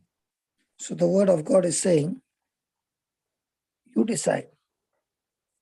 In the old covenant, what you do decides whether you will get blessed or you will be cursed. But in the new covenant, Jesus has paid the price. So all of our punishment, Jesus took upon him because of our disobedience. And Heavenly Father took all of the obedience of Jesus, by which he earned the blessings, and he poured into us. So you see a total unjust exchange taking place. What we deserve to be punished, Jesus took. What Jesus deserved to be blessed, we are given. So Now this has been finished on the cross. Now what happens is, when some people try to bring some of the laws of the covenant into the new covenant, instead of grace, the person operates under curse and brings self-destruction. And to understand better, you see Ephesians 1:3. Ephesians 1:3.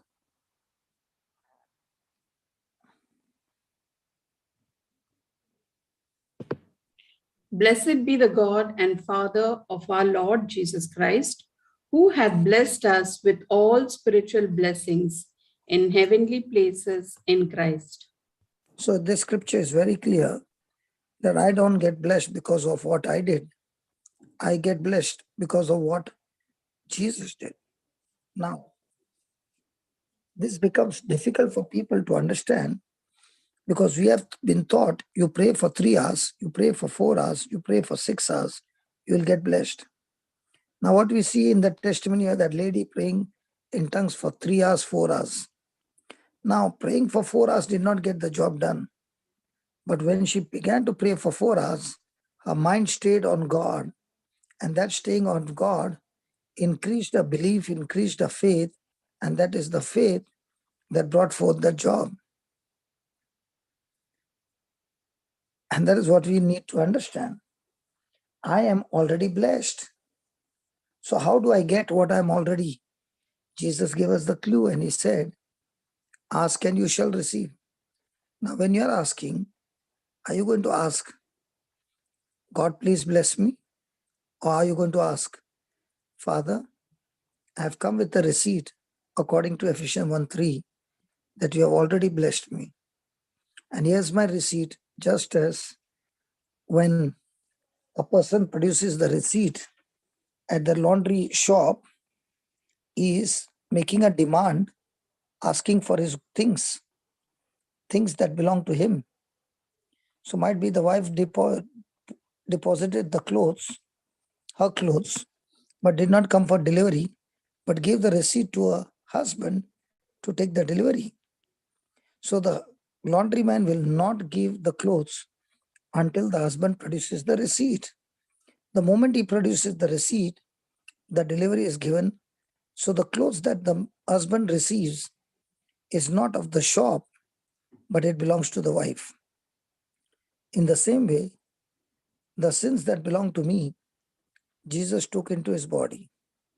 And the blessings that deserves to Jesus, he has transferred it to us and given us the receipt. And he says, when you go to my Father, please go with the receipt and ask my Father. So how will I ask? Father, I thank you that in Ephesians 1:3, it is said that I'm already blessed because of you.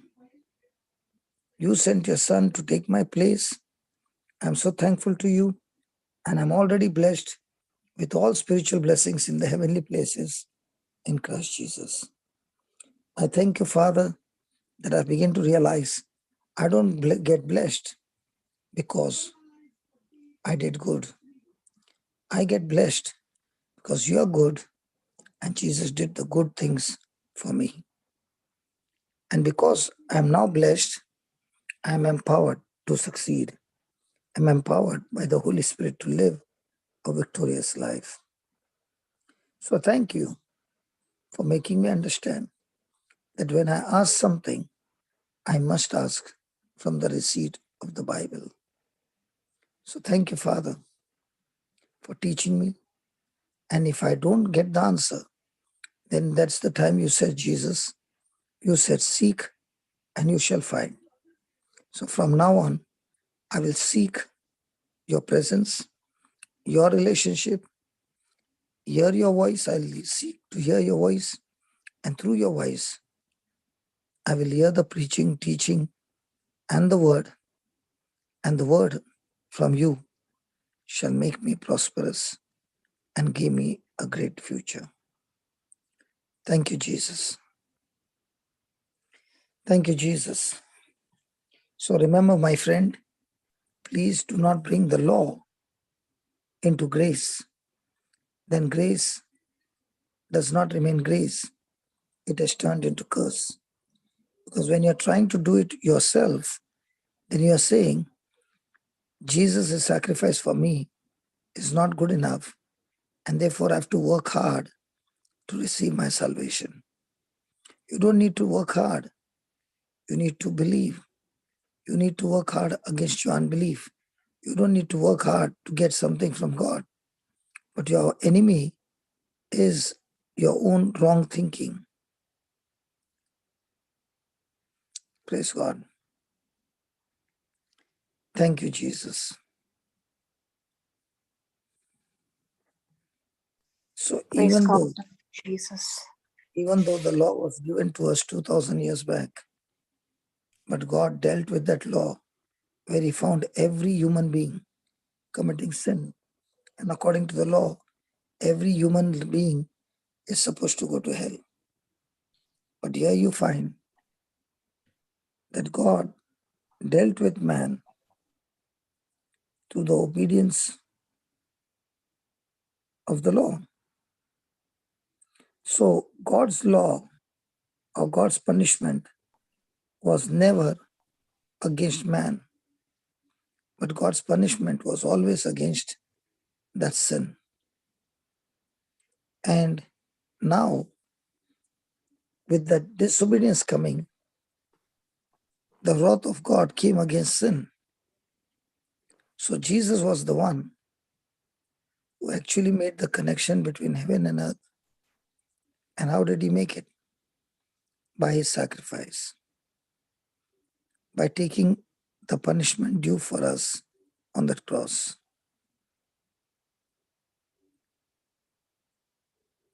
And there, Jesus gives up his spirit. Himself said, no one can take my life, but I lay it down and take it back again. And that's what we find, that Jesus, by his death and resurrection, reunited heaven and earth by sacrifice on the cross. And this divine connection of heaven and earth is the one that has changed things for us and has brought in the grace of God.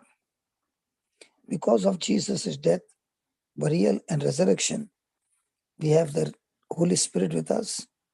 We have the resurrected power of God with us. We have the teachings of Christ with us. Praise God. And that is what I want to say, that it is our responsibility to come before the Father in the correct way and ask him for correct things, believe the correct things, and start praising God that the correct things are met in Jesus' name. Amen. Praise Amen. God. Amen. Praise God. So Thank you, Jesus. how do we Praise receive God. how do we receive what God has given us by grace? By using our faith. In the Old Testament, it was nothing to do with faith. It was all to do with how much work you put in and what have you achieved. But now in the new covenant, it is entirely different. Praise God.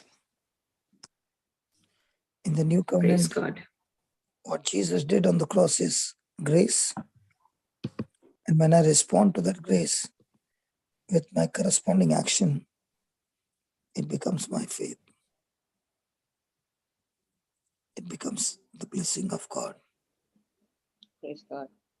Thank you, Amen. Jesus. Praise God. Thank you, Jesus. Okay. Thank you, Jesus. Thank Father, you, someone Jesus. raising Brother hand. Thomas has lifted up his hand, Papa. Yeah. Go ahead, Brother, brother. Yeah. Yeah, Thomas. Go ahead, brother Thomas. Praise God. yeah, praise God.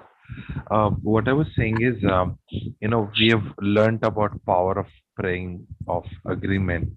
But let's say, I am saying something, and there are two people who agree against what. So I am believing for, let's say, healing, or I am believing for certain vision, and there is one person says, I don't think he'll be able to make it, and the second person says, and the third person agrees with it. So will their agreement affect my vision or my faith? If I am strong in my faith, now let me give you an example. Caleb was strong in his faith. Joshua was strong in his faith. They were two, but there were 10 in disagreement with Caleb and Joshua, but they were absolutely in agreement with each other of the negative things.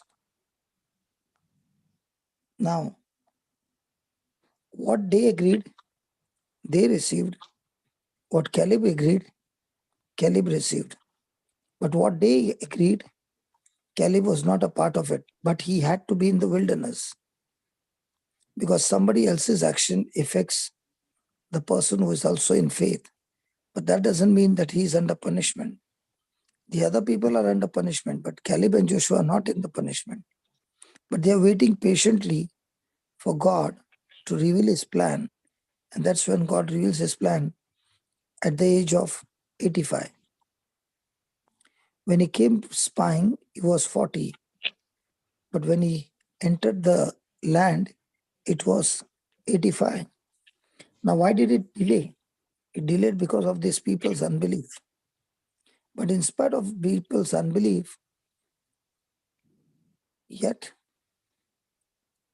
the promised land was won because there were two people who believed. So it does not matter who believes with you or not. When you believe, your belief will destroy the unbelief that is coming to lead you away. And as for the person who planted that seed of unbelief, they all died, even though they had their inheritance. So even though you're fellowshipping with somebody and that person is not willing to change, don't argue, because argument is not love. If the person is not listening, only pray that the Lord's anointing will give him the understanding to believe. Is that clear? Yes, brother. I like that last statement. The Lord's anointing give him the grace to, believe. That is powerful. Yeah. Yeah. Because without grace, we can't Because believe. I had this question and I wanted to ask you, and I tried to, meet you in different places, but then now I got a chance. So praise God. So, because there will be many people who are disagreeing with you, but agreeing with each other for some negative things. But when you are under grace and you are operating in your faith, their belief and their agreement has got no power because they are agreeing in darkness, you are agreeing in light. But the consequences they will experience, but what they are agreeing will not affect you because the power in you is far greater. So the power of faith in you is greater. The power of love in you is greater. The power of joy and hope in you is greater. The power of peace is greater. So all this being greater, Satan cannot penetrate where there is light. The moment the person puts his guard down and gets into worry and anxiety, that's when Satan takes the maximum advantage and destroys everybody.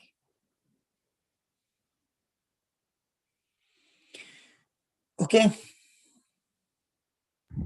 Yes, brother. Brother, Thank you so much. praise God. Thank you, Brother Johnson. Thank you, Jesus. It is always better to give answers from the scriptures so that nobody gets confused. Yes, praise God. Thank you, Jesus. Because if you see in Jesus' life, he was the only person who was perfect and he was surrounded by people. The Pharisees cursed him. They agreed to kill him. They did everything. But their action doesn't mean they won the match. Yes. No matter how strong they look, But Jesus' response is submitting to the Father's will. Jesus' response of forgiving everyone. Jesus' response of unconditional love. Won him over. Amen. Praise God. Jesus should have been the first one to get defeated because everybody with unbelief was against him. And there was tremendous agreement in unbelief. And yet Jesus won the match. So that's what Jesus is saying, that he wants each one to be healthy and prospering. Amen. Praise God. That's Praise why God. when he said, ask and you shall receive, seek and you shall find, knock, that unbelief, and the door will be opened.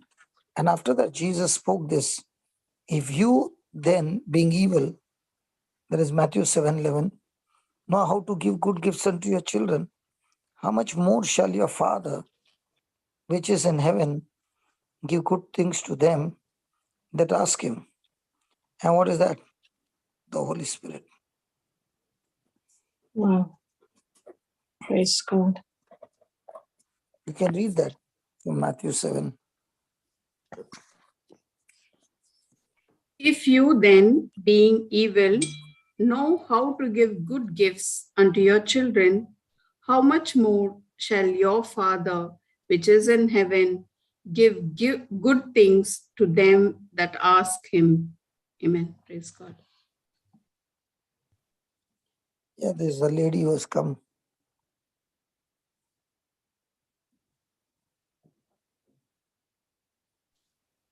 Praise God, Sister Shaila. Go ahead. Yes. Good evening, everybody. And this is the first time I'm joining here. And Papa invited me. Hello, Papa. Hello. How are you? I'm fine, Baba. Thank you, Papa. I have a testimony to share. When I get a chance, I will speak. But before that, I would continue your listening to your teachings, and later I will say my testimony. Yeah, we are closing down. Go ahead. You can speak now, sister.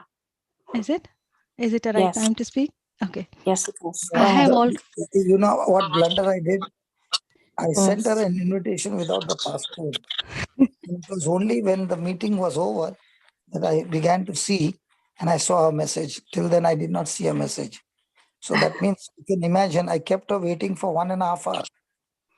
Oh dear. Praise God. Thank you, Jesus. Yes, because most of our meetings, we don't have a passcode. Yes, yes, correct. I don't know why we have a passport for Melbourne, because Melbourne has been being attacked again and again.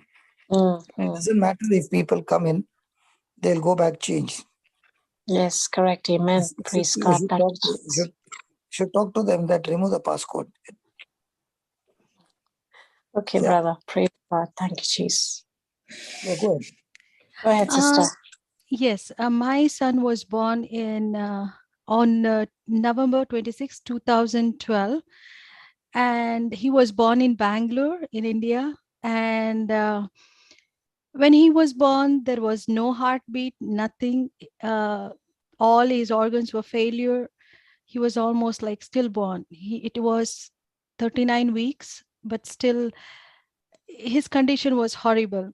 So during that time, I wrote everything, the testimony, and I published also. Can I read it, or you want me to just say it? As you wish.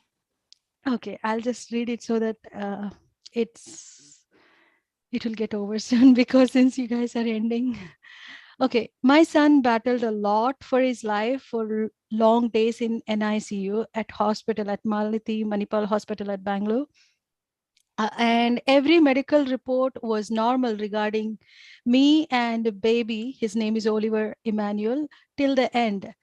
I was supposed to deliver the baby on 5th of December 2012, but the doctor had a feeling that I should go for emergency C-section on 27/11/2012.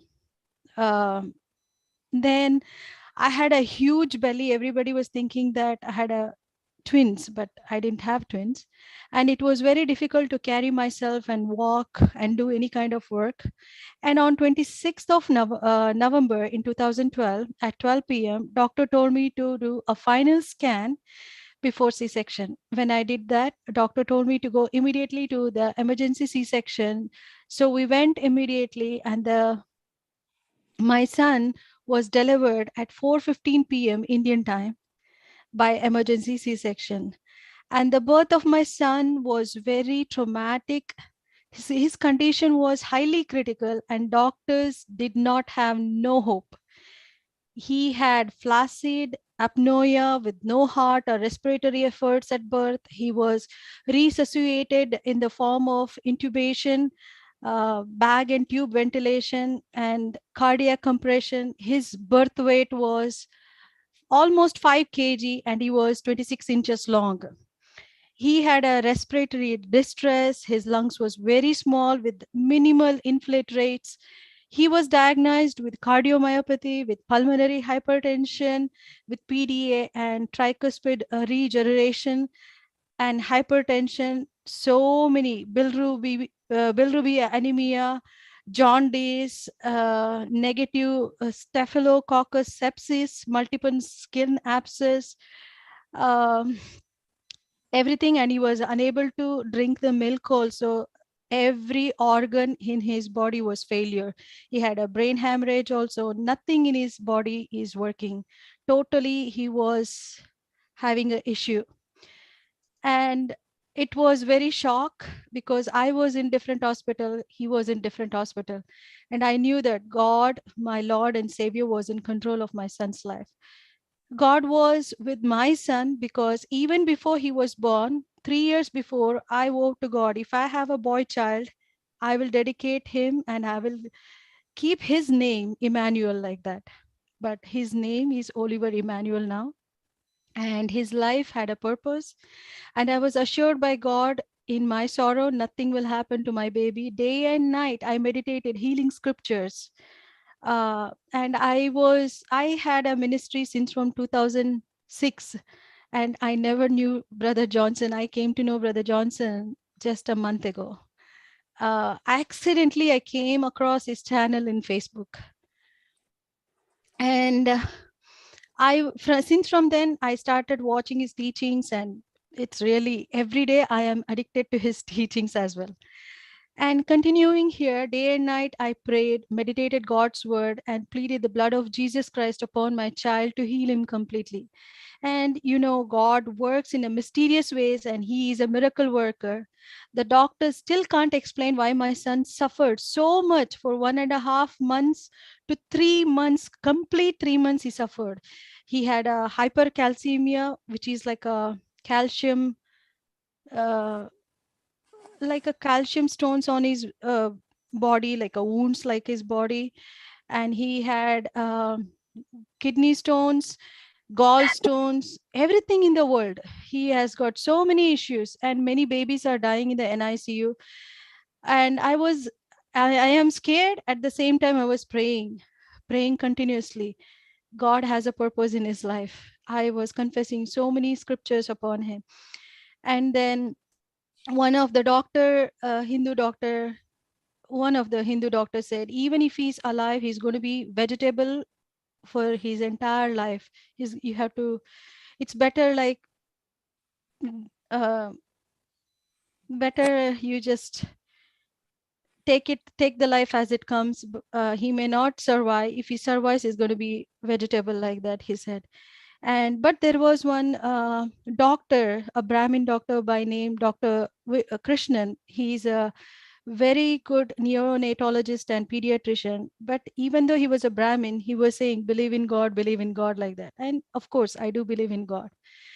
Every day was difficult for me because many babies were dying there, and my son's condition was horribly very scary. Every children were discharged from the hospital, some of them, and they said like he will be discharged for Thanksgiving. He was not discharged for Thanksgiving. He was not discharged for Christmas, and he was also not discharged for New Year. Finally, he came back on after complete 3 months. He came back home, and when he came home, and before that, there was one more doctor, a lady doctor. She said, like, as these procedures were going on, Dr. Krishnan's father passed away, so he had to go to Chennai. And he is the one who is looking after my child. And there was another mean doctor who is not cooperative or nice to me. She was telling, we have to transfer your son to the different hospital, like that. If he is removed from the oxygen, he cannot survive. So it's impossible for him to transfer. But somehow I contacted Dr. Krishnan over the phone, and he stopped transferring my son to the different hospital. And per day, at least about 10 to 15 times, they were doing blood test for him. And he has all over his body, he has pokings of the syringe, everything, because so many exams, but still he was struggling a lot. And finally, he was healed completely. And before that, they said they have to do the surgery, and nowhere in the world they have done any kind of surgery for a newborn baby for kidney stones, gallstones and all. And there is no hope for him, like that. So I cried so much, and prayed continuously, loudly in my room. And the calcium, the kidney stones came out of by itself for him. And those, all the kidney stones and all those stones was because of he was given a high dose of steroids, adult steroids, for him in order to heal him. But then still, Jesus was always with him. And every time when I visited NICU, they used to allow me just to go and go near him. So I was praying every time, I was blessing him. And there were many priests and lay people. Everybody came, those who love God, everybody prayed for him. And wonderful nurses were there. And I want to know that God makes miracles every day, and he does hear prayers. He can give you a feeling of peace when your world is falling apart, when you rely on scriptures. God is really awesome. And I just wanted to say that my son is a miracle boy. And now when I see back, and now I can never believe that it is the same son who went through all those problems. Today, he's preaching also. He's interested in God's word. He has his own channel. I'm so happy to say that, and I'm proud of him. And God had a purpose for him. He saved him. He gave a new life to him. Praise God.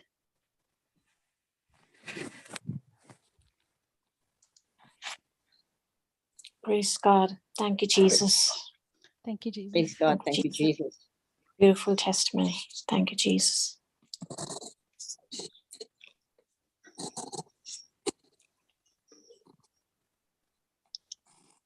Thank you, sister. Praise God. Sister Helen, go ahead. You want to say something? Praise God. Yeah, I could understand the stage, the tremendous stress that she has gone through, but the very nature of her to just rely, trust in the word, and having to rely on it, and having the ability of God to perform what he can, instead of running after, in our mind, being chaotic. I like the way she said she had peace in every area. That was so beautiful, because when it comes to us, it's different. We can handle things, but when it comes to our children, and especially when we know an infant who's not able to do anything, you are like just Papa was saying just now, if we living in this world can care for our children, how much more Father God. So when this moment comes, is when we really understand, we love We love our children, yes. But more than us, Father himself loves our children, that he makes sure that nothing, nothing overpowers, nothing comes against, nothing can defeat, because the child who's born has already become a champion. He is already a champion. Everything that the Father wants to restore in a person is restored the day you're born. Of course, when we are born again, then we see the manifestation. But this is beautiful because the mom became so strong. The relationship with God, relationship, understanding what Jesus has already done for her. Beautiful. Amen. Thank you, Papa, for asking her to come, Papa. I'm like almost in tears, Helen. Yes, Papa. When this mother is saying, I used to cry, and why all this is happening, this baby was healed because of God's mercy. Yes. Because crying and faith, they don't go together. Correct. It is God's mercy that God saved this child. Yes. But what started with mercy started building up the mother, and now she began to experience more peace. Because the promise is given. But unless you enter the rest, that promise will remain a promise. And people who fail to enter the rest will miss it out. And that's exactly what happened to the Israelites. The promised land was given. But having failed to mix faith to the good news, they all roamed in the wilderness. We don't know what is the cause. But God, in his love, gave her mercy. And in mercy, she began to learn the scriptures, which helped her to build up her faith. And now faith began to work on the baby. And the baby is not only healthy, she said the baby is having his own channel of preaching. So this baby has not only gone through storm, but this baby has learned in the storm to rely on God, to depend on God. So what started as mercy, every one of us experience first the mercy of God. And it is only his mercy that he can open our spiritual blindness. Because in his mercy, he gives us his Holy Spirit if we are willing to make him the Lord of our life. And that's when he gives you the greatest gift of all, the Holy Spirit. Okay. And this Holy Spirit is the one who gives you the faith to believe the unseen God. Yes. But today, what started like Satan came to take a child away, the mama fought the battle again. And the very next day, the child was given the taste. Praise God. We all started with mercy, but God doesn't want us to remain in mercy. God wants us to grow in faith. And when you grow in faith and you share your testimony, that testimony has got so much of power to deal with every demonic force coming against your baby. Amen. Praise God. Praise God. Thank you so much for your testimony. Praise God. Thank you, Papa. And also, I have quick one more testimony. After I had my first daughter, she's 14 years old. She has her own channel as well, her own way of preaching.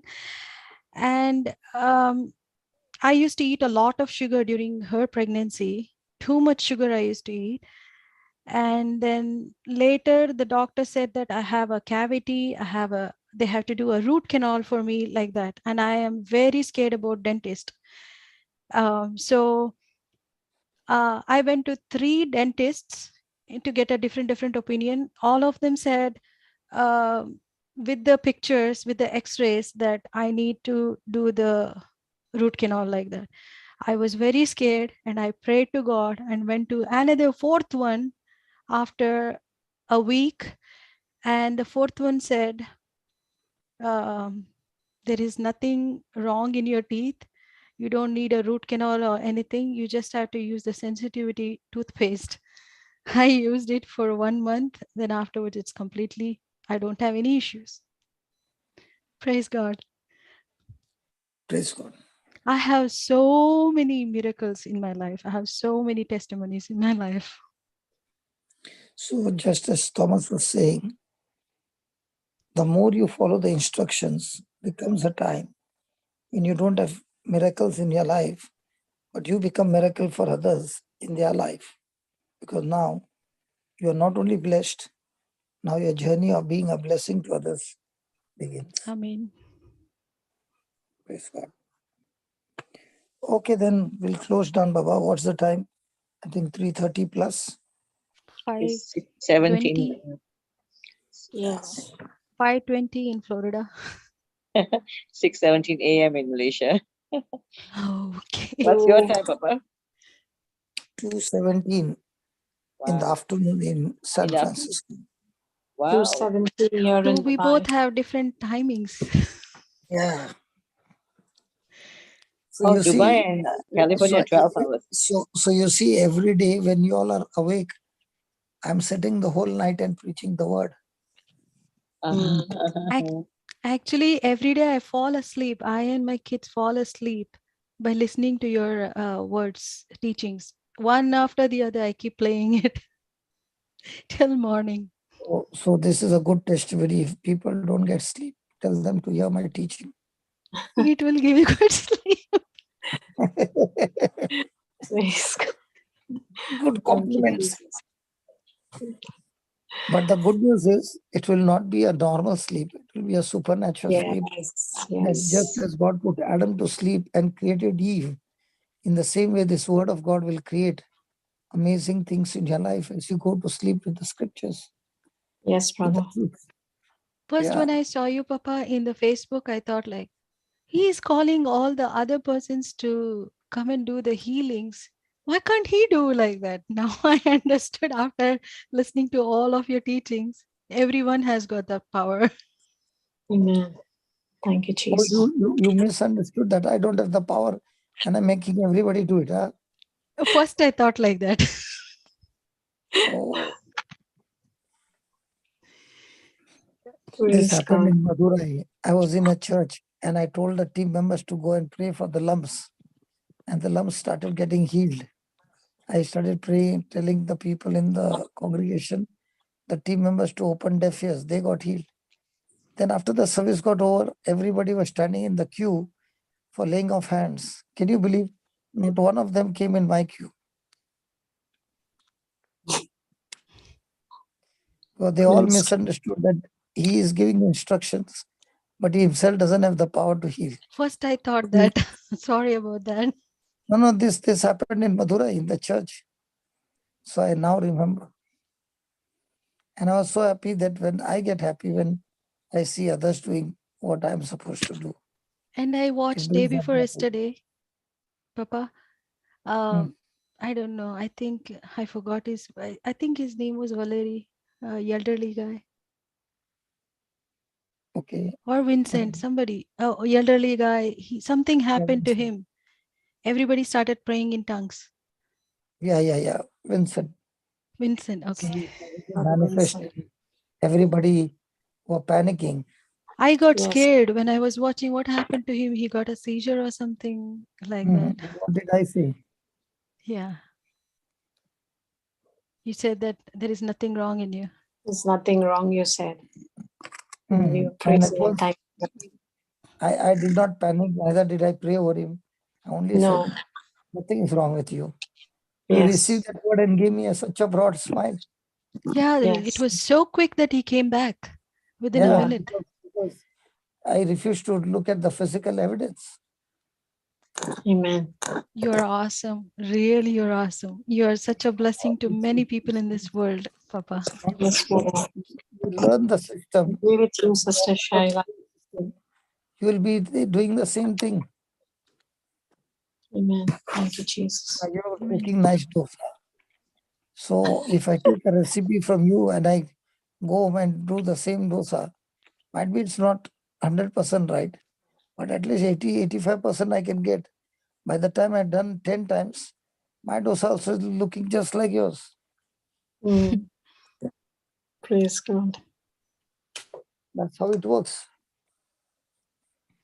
I wish all Everybody- the preachers in the world would be like you so that they can bring many people into God's kingdom. I think you have to also educate many pastors, priests, first, I think. Sorry to say that. We don't judge anybody, Baba. But don't. still, Papa, many are lost. Many doesn't know what you know. Not Yeah, many, majority. But we all have to learn from one another, no? Now today Thomas came and preached. I was so glued to the screen and his voice was low. I was actually putting the mobile inside my ear. Praise God. I enjoyed the teaching so much. Yes, it was. Praise God, brother. It was so practical and so beautiful. And he said, you can do it every day. And I said, Lord, Amen. I've got some corrections to be made. So we all learn from one another. Praise God. Okay. We learned, brother. Praise God. Don't get it closed out.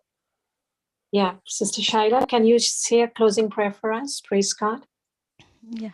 Heavenly Go ahead. Father, thank you for giving this opportunity for me to share my testimony with everyone here. And I also thank for Papa, and really I am so blessed to be here at this moment. And I thank you for each and everyone here who has assembled here.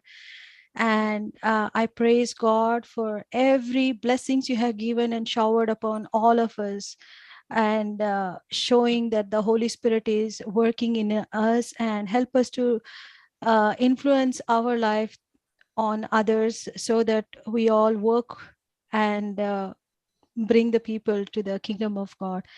And I pray this in Jesus' holy name. Amen. Amen. Amen. Amen. Amen. Amen. Amen. Amen. Praise God. Thank you, Jesus. Thank you, Jesus. Thank you, Sister Shaila. Praise God. Thank you, Brother Johnson. Okay, Praise God. Thank you, Papa. Good night. Good night, to you. brother. Take care, all Good of night you. to you, Be Sister blessed. Christina and Sister Yeah, Shankla. And Praise good morning to God. the rest Thank of you, the world. Jesus. Thank you, To Jesus. Sister close the live. Yes.